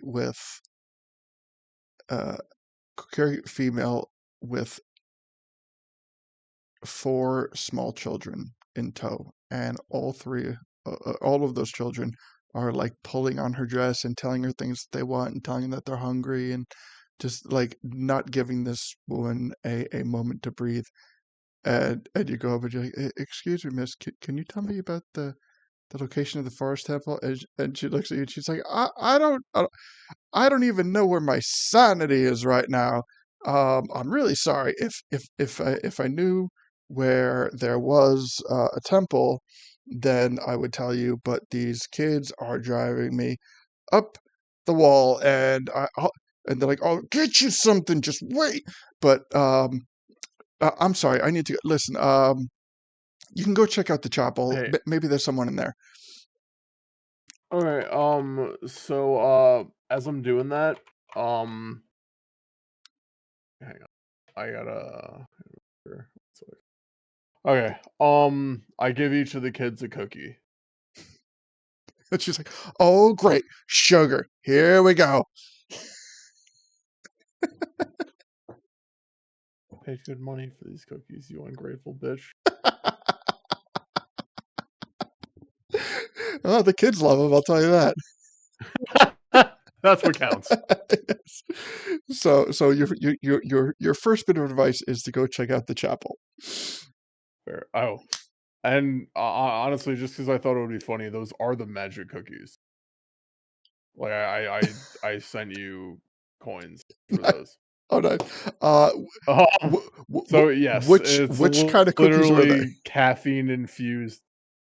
So, are they ability check, Skill saving check or throw, attack roll? attack roll, or I'm damage? thinking of. Ooh, damage would be funny. No, it's I'm gonna say ability check. Okay. All right. I'll touch on that later. Um. Perfect. Yeah. Okay. All right.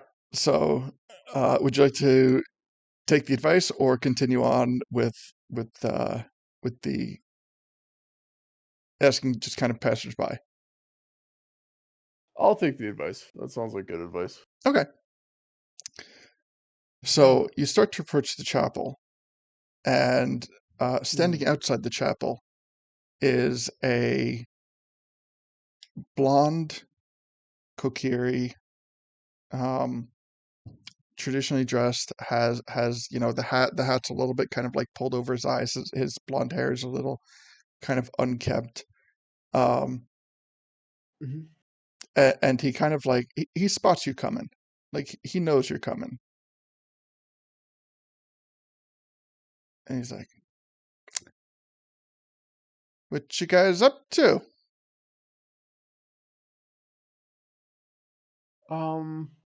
Well, we're just kind of looking around, trying to figure out a little bit more about this place. Seems like I lost I guess I don't remember it as much as I thought I did. I've been away for too long. As well, He I says, oh, sorry. no, you go. Oh, no, I'd give him a chance to talk. Oh, He's gonna say something, as but well, I mean, I can't readily speak for the rest of the people that you were with, but Deacon, you are a bit of a legend in this place, and I feel that you, sir, are being a bit coy. I feel you are maybe not being entirely forthcoming. It's a small town, and word travels fast. so do I recognize this kid at all? Give me a history check. Okay. Uh,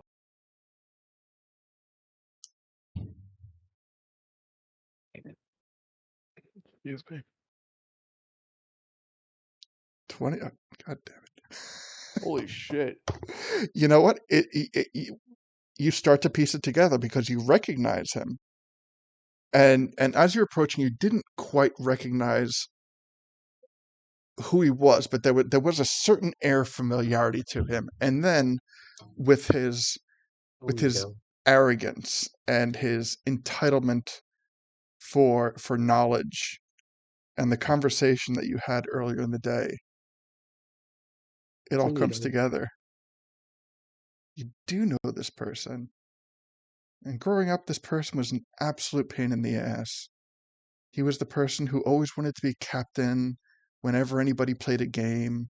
If you played a game like tag, he would always make up the rules as he went along because, whatever suited him best. Say his name. That motherfucker. That motherfucking Mido. Mito.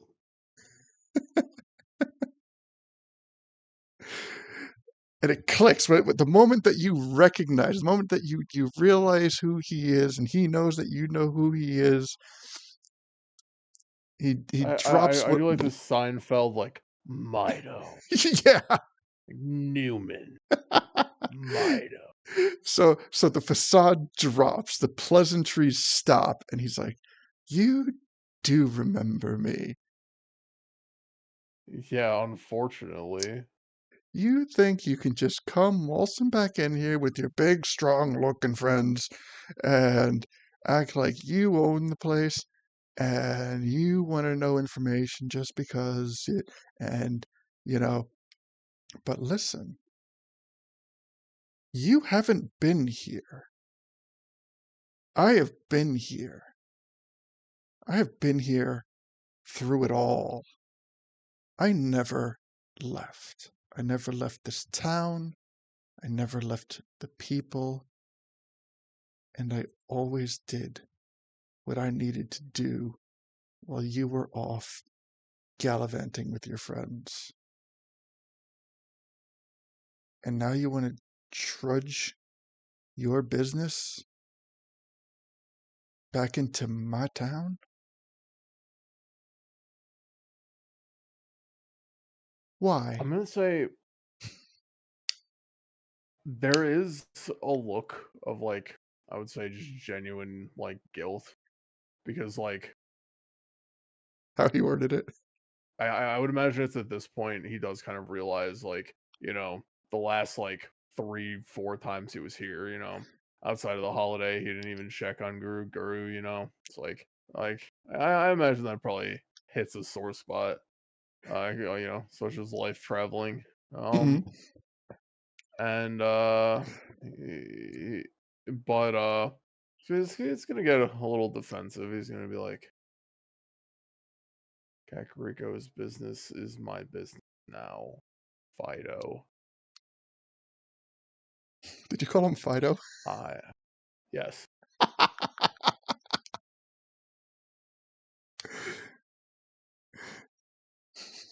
That is my nickname for him, yes. Um I knew it. and he says, we are here because we have to cleanse the temple. Oh, all of a sudden, you care about the temple and Saria.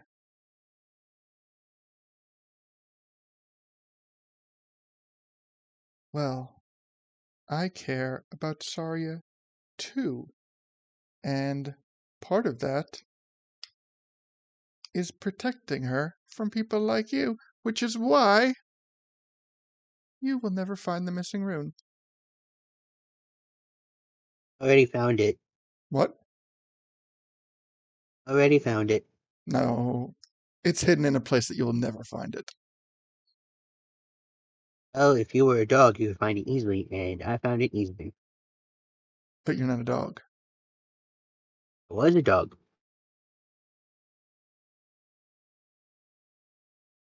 Prove it.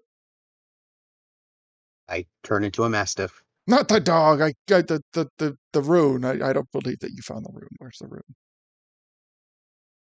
Uh, who has the room back now? I think it's I, stuffing, I'm doesn't it? still. Oh, I honestly, yeah, I was still holding it when we did the teleportation thing. I was So handing. Stefan has the other runes. I don't know if you gave that one to him.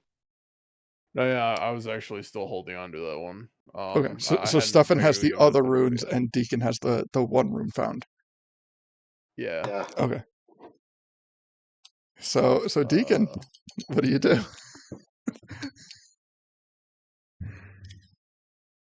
Um, Do you I present it? no. If she could turn into a dog, she would know you had it. Can you turn into a dog? And my Uh, dog at the moment.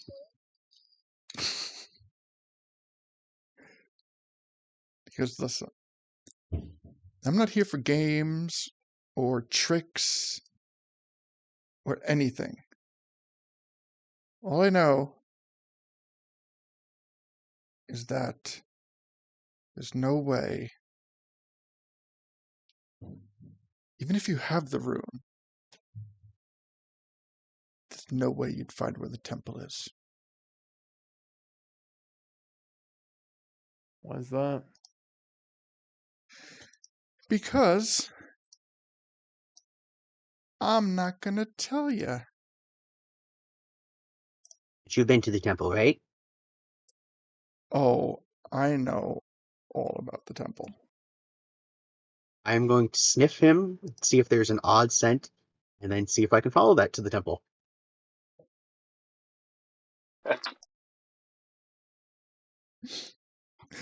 So give me a let's call that a nature check. Okay.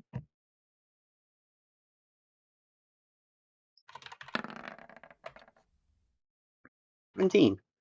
17. You get a pretty good whiff of dirt. And as you smell him, he laughs and he says, I know where it is. I don't go there.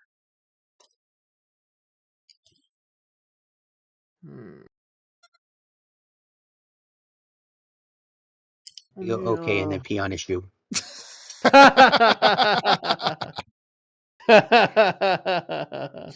Yeah.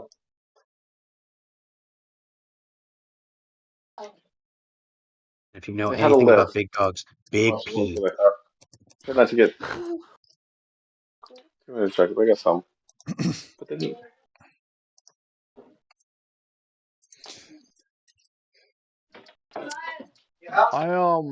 So Hey, give me Gully, 1 second.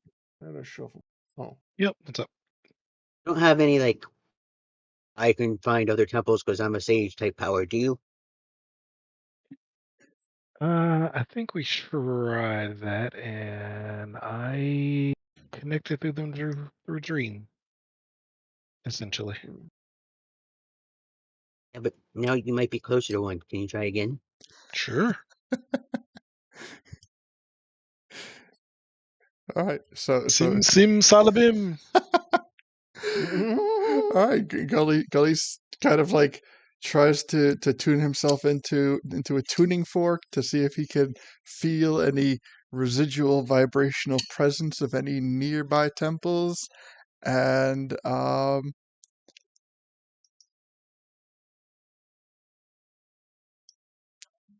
Tap him with guidance just in case. where is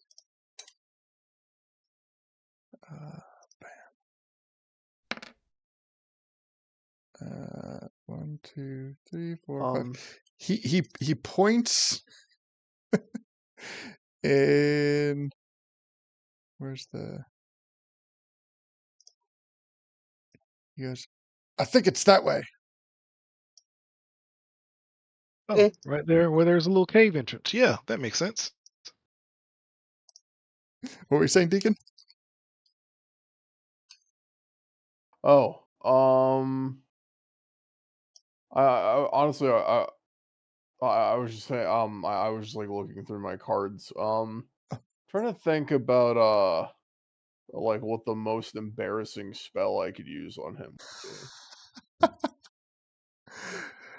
would Mito? be. Yeah. Want me to just embarrass him? Um, I have an idea. Okay. You don't have prestidigitation, do you? I do. Alright. You can just make them smell. And thaumaturge a loud fart or something. Ha! That's true. That's true. Okay. Yeah. Huh. I'm gonna. All right. So use my spell duplication. I'm gonna read his mind. Let's see what else he's got buried in that chrome dome of his. Okay. So, This is here. Let me dig up the rules because I want to These surface thoughts, they can easily tell if you're going in deeper, then they have to roll something. perfect. Thank you. okay. So we're Okay. going I believe the it's like a wisdom check. Yeah. So I'm gonna subtle spell this as well. okay. So, the surface thought as you guys are having this conversation, and he is going on and on about how you guys will never find the temple. and you cast Detect Thoughts. The thoughts in his mind are, they will never figure out that the temple's in the well. Genius. I love it. I love it. So, would we like to delve further for other things? Yes. All right. Okay. I I hmm, I want. So it says that like questions verbally directed at the creature naturally shape the course of its thoughts. So the spell is particularly effective as part of an interrogation. hmm I I'm I'm gonna ask him.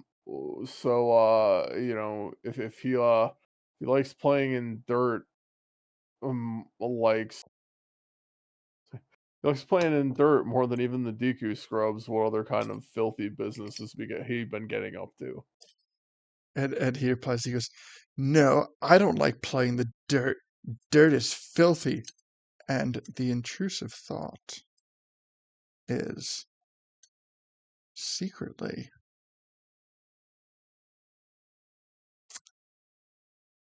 he, when he's alone, likes to dress up like Saria.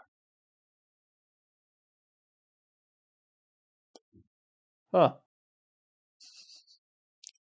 Oh, we can keep going. More power to you, buddy. Oh yeah. Because he likes to you know. feel clean and pretty. Huh. I I have a feeling something puts the lotion on its skin or else it gets the hose again.